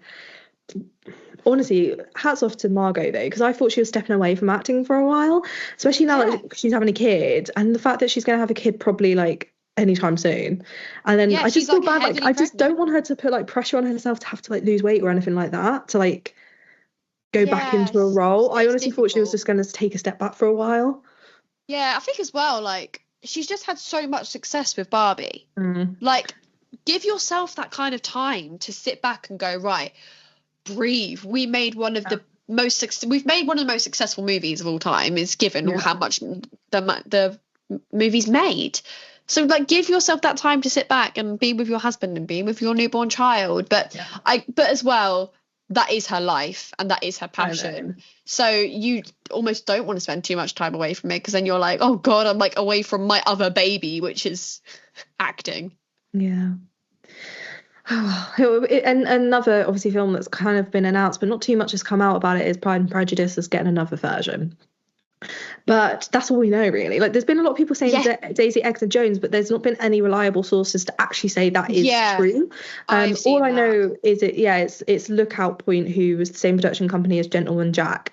So I do have faith in that, because they do a lot of like period dramas and stuff like that. Yeah. But there's, again, so many Pride and Prejudice. Like, it's so over adapted. Yeah. Again, I'm kind of hoping there's a new take on it, but it's not Pride, Prejudice and Zombies, you know? Like, you know, I do quite like Bride and Prejudice. That's a good adaptation. That's pretty good. Great one. I think it's one of those ones that, nothing is set in stone. I would scream if Daisy Edgar Jones was in it, to be fair, because I adore her. So, yeah, again, until you hear more news on any confirmations, you can't make a decision. Yeah. But as long as it sticks to the core of what you know from Pride and Prejudice, it should be fine, and I think people will like it, especially if it's got good casting and it has a good story behind it. So I think this, until we get an actual cast, I think it's going to be very similar to like when they're like a big rumor that Bond was going to get made again, like where everyone's like, oh, this person and this person, and like I'm being seeing so many. It was like Idris Elba, Aaron Taylor Johnson, like and you're like, oh, I don't know. I really like Bond. I really don't know when we're going to find out another one. I think they're simmering for a while until they decide what they're going to do with it. I hope they kind of revamp it again. Honestly, that's where I'm at. And then obviously, the film festival, British BFI. So the British Film Festival happened. There's like so many interpretations of saying it.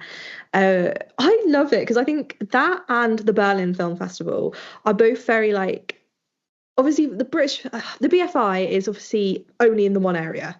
So it's very in and out. Berlin, on the other hand, is kind of everywhere. It's all around the city, and it's amazing to like go to. But both of them are so accessible to everyone, and I think that's what I love about them. When you look at like Cannes and like other Venice, big festivals, they are so like you're not going to them. They're secluded. You'd be like standing on a balcony of a house to see like one actor get off like a boat or something in Venice.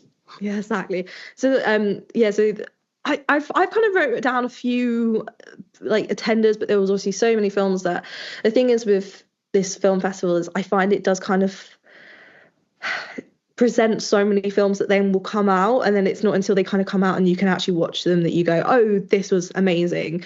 And so what films did you say you grabbed at the... So I managed to grab 2. I wanted to grab more, but it was kind of, I had this like in and out situation going on when the tickets went live. So I really kind of picked myself in the foot, to be honest. And then so I ended up seeing Pablo Larraín's Maria, which literally the first trailer for that dropped 2 days ago. That was the first public thing anyone had seen about it, and I was like, I've watched the entire movie. So that was, I did a review on that. It blew me away. It was brilliant. I like, for me, this is the performance that will win Angelina Jolie another award. She was she was incredible. So I saw that, and then I kind of like last minute decided me and my friend were going to go walk the red carpet at the new Netflix Christmas movie. So we went and saw that Christmas, which is Netflix's new Christmas movie, and we saw Maria. But I wanted to do everything and anything, but it wasn't feasible for me to do everything and anything, so I couldn't. So next year is like, I am doing everything and anything, and I don't care how much it costs. But I think like the overall experience of going to a film festival, it changes just how you see film overall. Like I've been to London Film Festival, Norwich Film Festival happens every year. I'm going this year. And yeah, I went to Norwich last year and I'm going back this year. And I went to, there's a little local film festival that happens in the town that I live in. And so I've been to like 3 now, and I've kind of had a different experience with every single one of them, and all of them have been so positive. And I think the reason for that is it just finds a way to unite so many people through that one kind of common interest, which is film. So they're always so great to go to. And like I went to obviously Comic-Con like yesterday, and I met so many people that I was like, I saw you at London Film Festival, and they were like, oh my god, yeah, like I saw your videos about London Film Festival, like your reviews after the festival. And then they're like, oh, have you been to any other festivals? And I'm like, yeah. And then you kind of go, oh, I've been to this one, that one, this one, that one. And it's just, as a community, you end up making friends with so many people through that one idea of going to a film. So it's brilliant. I couldn't bash. The only thing I would say about the London Film Festival is I wish there was more venues, because there's the Royal Festival Hall and there's BFI South Bank. I wish they did stuff at like the BFI IMAX kind of thing, or like the Cineworld, anything like that. So it's kind of just stuff that's maybe like a bit more central. Yeah, I think the thing is with the BFI is it's very just gala, like it's very like film after film. Where the Berlin, I always recommend the Berlin Film Festival to everyone, because it's just, I just love it. And they do everything, so like they do panels and like little tasters and like, you know, like films, like all like and like there are bits of red carpet, but it's not as much as the BFI. But I do adore the BFI. I think it, you know, for me, it's one of the. I obviously love BFI. I have to say that they're employing me right now. I have to be like, love you, well done, thank you. We love the BFI. They give me all my jobs. So thank you, BFI. But, I didn't actually get. Ironically, I couldn't go properly this year because I'm working in the north. So it wasn't plausible, but I just happened to have tickets for the other place, which is at the National Theatre. Oh, right. So I went to see that, and it's obviously next door. So I just basically watched the red carpet for Christmas. That Christmas I saw that. Oh, and then so that was just before I went into because I watched the matinee. So I watched and then when I came out, the red carpet for the room next door was happening. Oh, nice. Yeah. Okay. Yeah, so that's like so that's what I mean. We were both there at the same time. I probably accidentally walked past you, and like you were like going to do. Do you know what? One of my other friends was there. She was at that Christmas red carpet. I was stood on the stairs above the Royal Festival Hall, like outside. Me and my friend were having lunch, and I was looking down the red carpet, and I was like, I could see my friend, and it was my friend Daisy. But I was kind of looking at her, and I was like, oh, I don't know if it's her, because I was like, if it's her, I'm going to shout her name. I'm going to be like, Daisy!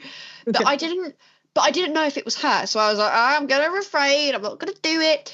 Literally 2 days after I got back from LFF, she posted TikTok, come with me to the red carpet for Netflix new Christmas movie. And I was like, are you kidding me? I saw you walk that red carpet, and I was like, that's my friend Daisy. But I was like, but I'm not going to shout because it might not be her. She was like, I am so sorry. And I ended up realizing that, like, there was a girl who commented on one of my TikToks. She was like, oh, I was the girl sat in front of you at the Maria screening. And I was like, you're like, oh God. Seriously? Yeah.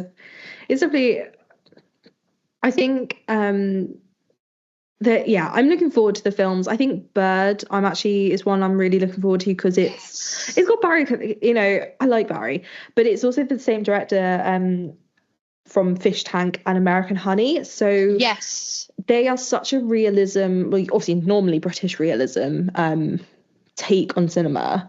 So I'm looking forward to seeing how that has panned out. Yeah, definitely. And then obviously we've got Queer as well, which was the special presentation by Luca. But butcher his last name every time, so I don't really want to say it. But it's got Daniel Craig in it. Which I think, like, I've been hearing about this film for ages just because it's got Daniel Craig in it, and it's I've been hearing about it because of Drew Starkey. Oh, okay. Yeah, so it was for me, it was the evolution of, obviously Drew Starkey has been a Netflix boy because he was in Outer Banks, and now he's doing something with Daniel Craig. And it was more just for me, like, it's the evolution of, like, you've took yourself from something that is really Netflix and you've done something that is absolutely huge, and it's making headlines at film festivals and stuff like that. And it felt like a proud mother moment. I was like, you know, like, good for you for, as we were saying about Sebastian Stan earlier, you break out of that bubble and you explore different roles, and it's great. And I've heard really good things about, I've heard very, like, what's the word, like, just quite a lot about how intense it is. Okay. So intense in terms of, like, their relationship and the actual context of the movie and what the movie entails. So I am excited, because I just love anything that Luca does, to be honest. Yeah. Anything, really. Everything. Yeah, so, like, Anora obviously was the headline gala as well by Sean Baker, who did Tangerine, which is, if you study film, you have to study that film. Yeah. If you do anything queer studies in film like studies, Tangerine always, like, kind of comes up, and then obviously the Florida project. Yeah, 100%. Like, yeah, so that, and it's one of them that suddenly start getting advertised more and more the last few days. So I'm so intrigued, and people are saying it's basically kind of like a modern take on Pretty Woman. So I mean, the review that I've seen is that it makes Pretty Woman look like a Disney movie. So I'm like, oh, maybe it goes to the concept, because I remember on, like, a behind I can't remember what it was called now, ages ago, there was a documentary about, like, loads of different films, and the Pretty Woman, apparently the original plot was quite different. It was quite darker, and and apparently she doesn't stay with him at the end, sort of thing. Like, it's actually just goes quite dark. It was called something out. It was called, like, however, is it £2,000 that he gives her? It was called that, apparently. It was, like, called 2000 or something like that. And so the original writer, it was much darker, and then it obviously took over, and then it got made more into a rom-com, and they didn't like the way it went. So maybe this is, like, going to be, like, the the way that it actually does go. This is up there with, like, I obviously said about Gladiator 2 earlier being one of my most anticipated. This is up there with one of my anticipated of the year. I have seen so much about it. And also, like, for my own sake, because I've been I want to know more about this movie. That's the bottom line to it. And I'm so glad that Mikey Madison is on the lead role. Genuinely, it makes my heart soar. The aesthetic of the film, again, looks incredible. The acting performances obviously being praised. It won the best award that it could at Cannes. Just everything about this movie has me intrigued. Like, from the even when you watch the trailer and you're like, okay, she's a sex worker, she falls in love with Ivan, and you're like, oh, this is such a heartwarming story, and then all of a sudden that trailer just goes bang, and there's the twist, and you're like, oh, okay, so this is not as heartwarming as I thought it was. This is actually pretty like heavy stuff. The original advertisement I saw was pretty much just the poster. It kept popping up, like, like when it, like, pops up and you're just like on IMDb, and it, like, just comes up with a little, like, poster. So I think at first I just thought it was just going to be a bit of a, like, the neon look has been overdone quite a bit since Euphoria. So I just thought it was just going to be, like, just a kind of a throwaway film, and it isn't until I've now started seeing it more and seeing these reviews that I'm like, oh yeah, this is going to be something to watch. This is going to be so cool. I absolutely adore the Florida Project. I think it's just such a brilliant movie, and that kind of put Sean Baker on the map for me as a director. So when I remember seeing, like, the initial talk about Anora, and I remember seeing the announcement of Mikey Madison getting the lead role, but then after that it kind of went a bit hush hush, and I didn't really hear anything about it. So I was kind of like, oh, is it still happening? Like, okay. And then it wasn't until obviously the film festival chatter started happening that it then came back up again, and I was like, oh, I remember seeing that a couple like ages ago about this movie. And then obviously it just have done successfully well at every festival that it's screened at. So it's just got me excited, because I'm just like, if there's one thing that people need to watch, it's going to have to be this movie, because it's been accoladed so highly now that if people don't watch it, it is going to be, well, I wish I'd watched Nora kind of thing. So Yeah, I'm glad it's coming out soon, because I think, like I said, with film festivals, there's always like odd films that take a little while to come out. There was a film we talked about last month, and it was like a year later that it actually came out to watch. And it's not until I do like deep dives that I then go, oh yeah, that was it, like Venice Film Festival, like last year. Like, oh, it's only just come out. So I'm glad like the odd films are coming out pretty quick, so they stick in the news, and like hopefully we get more and more people to watch it. I think we've been living in such a world of like Marvel films and like so many remakes and sequels that I think there's been some really amazing like new concepts coming out of the film festival circuit at the moment. It kind of just makes you giddly, because you're just like, oh, this is like all these amazing like directors and actors are like doing like incredible work, and it makes you like really excited to be involved in film and like to enjoy film. And I think as well, any festival, you will find that when you go to them and you can book as many screenings as you want for a certain amount of ticket, a certain price, you find at the end of those festivals your movie taste has developed and evolved so much. Because originally, if it was a couple of years back now, I wouldn't be interested in films like Anora or The Room Next Door or Queer or anything like that. But because I've got older and my movie taste has changed, I now find myself being more intrigued by the films like Queer, Anora, The Room Next Door, whatever, than anything else. Then, like, you know, there could be new Marvel movies coming out and I'm like, okay. And I'm like, another one. I'm like, another one to add to the collection of 40 movies in this universe. But like, so I've found myself, those big kind of hard hitting franchises, they don't interest me as much anymore unless the concept is so original. So now these new movies that are coming out, I'm like, I'm so interested, I want to watch it, let me watch it now. It's I just love the BFI. That's all I keep going back to. I think I obviously talked about Cannes when it happened, and I talk about Berlin when it happens, but I guess it's just because it's our festival. And I guess we get a little bit like it with the Norwich Film Fest. I am looking forward to that. I went last year. Do you know, it was one of them scenarios that I only just found out recently that one of my friends that I watched the film of, I didn't realise it was him who did it. That makes me sound really bad because I knew his name, but I always forget last names. And I was just like, you're the one who directed that. I feel quite objectified to go to the Norwich one, because for me it's obviously it's down the road for me, it's down the road for you when obviously you're back up in this area. But one of my friends worked on the committee at the film festival as one of the festival assistants, and one of the production companies that I've worked with is having their film showcase there this year, and my friend was part of that film. And then there's another film that's being shown there that has got one of my favorite West End actors in like ever, so I was like, right, I need to go now, I need to see this movie. So there's, and also quite a lot of the films that I saw at the local film festival that literally happened a couple of minutes down the road from me are now being shown at Norwich. And actually a couple of the films I saw at the local film festival made its way to London.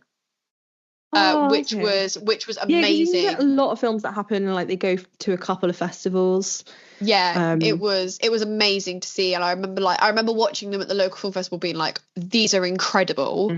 How are these not being showcased at other festivals? And then as soon as they got a little bit of traction from other festivals, some of them were being submitted to LFF and they were successful, and we were like, wow, okay, so that just shows how far these films will go with a little bit of backing and a bit of people actually watching them and appreciating them for what they are. I know. I think like local festivals are always just so interesting as well. And I think like, these are where we then get in the new people, like new directors, new producers coming out as well, especially with short films. Because like this is like where like companies like Working Title and BFI or Film 4, like they keep an eye on these festivals, because that's where they then grab a lot of concepts, because they'll buy them and like make them into actual feature films or like definitely. Especially with like ones like, obviously you get quite a lot of people from film distribution companies that will go to like NFF or like Berlin or whatever, but normally those films have been picked up by someone.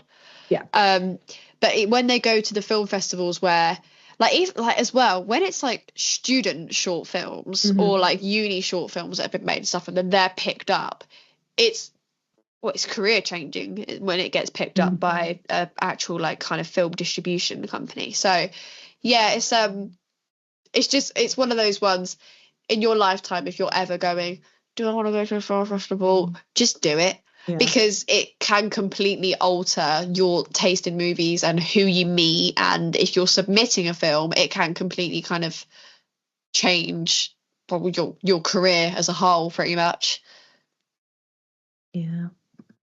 Anyway, that's pretty much it for this month's episode. Obviously, I'm on all social media as Film Critic Life, and then also my actual like handle is either Loser Called Liv on TikTok or Livy May H, which is a bit of a bizarre one, but obviously like I said, Film Critic Life on pretty much everything. And obviously you are Lottie Talks Movies on pretty much, was it Instagram, TikTok, and your blog as well? On TikTok and Substack, which is where my film blog is. But honestly, thank you so much for doing this. Thank you for having me. It was so interesting to have another like film critic join.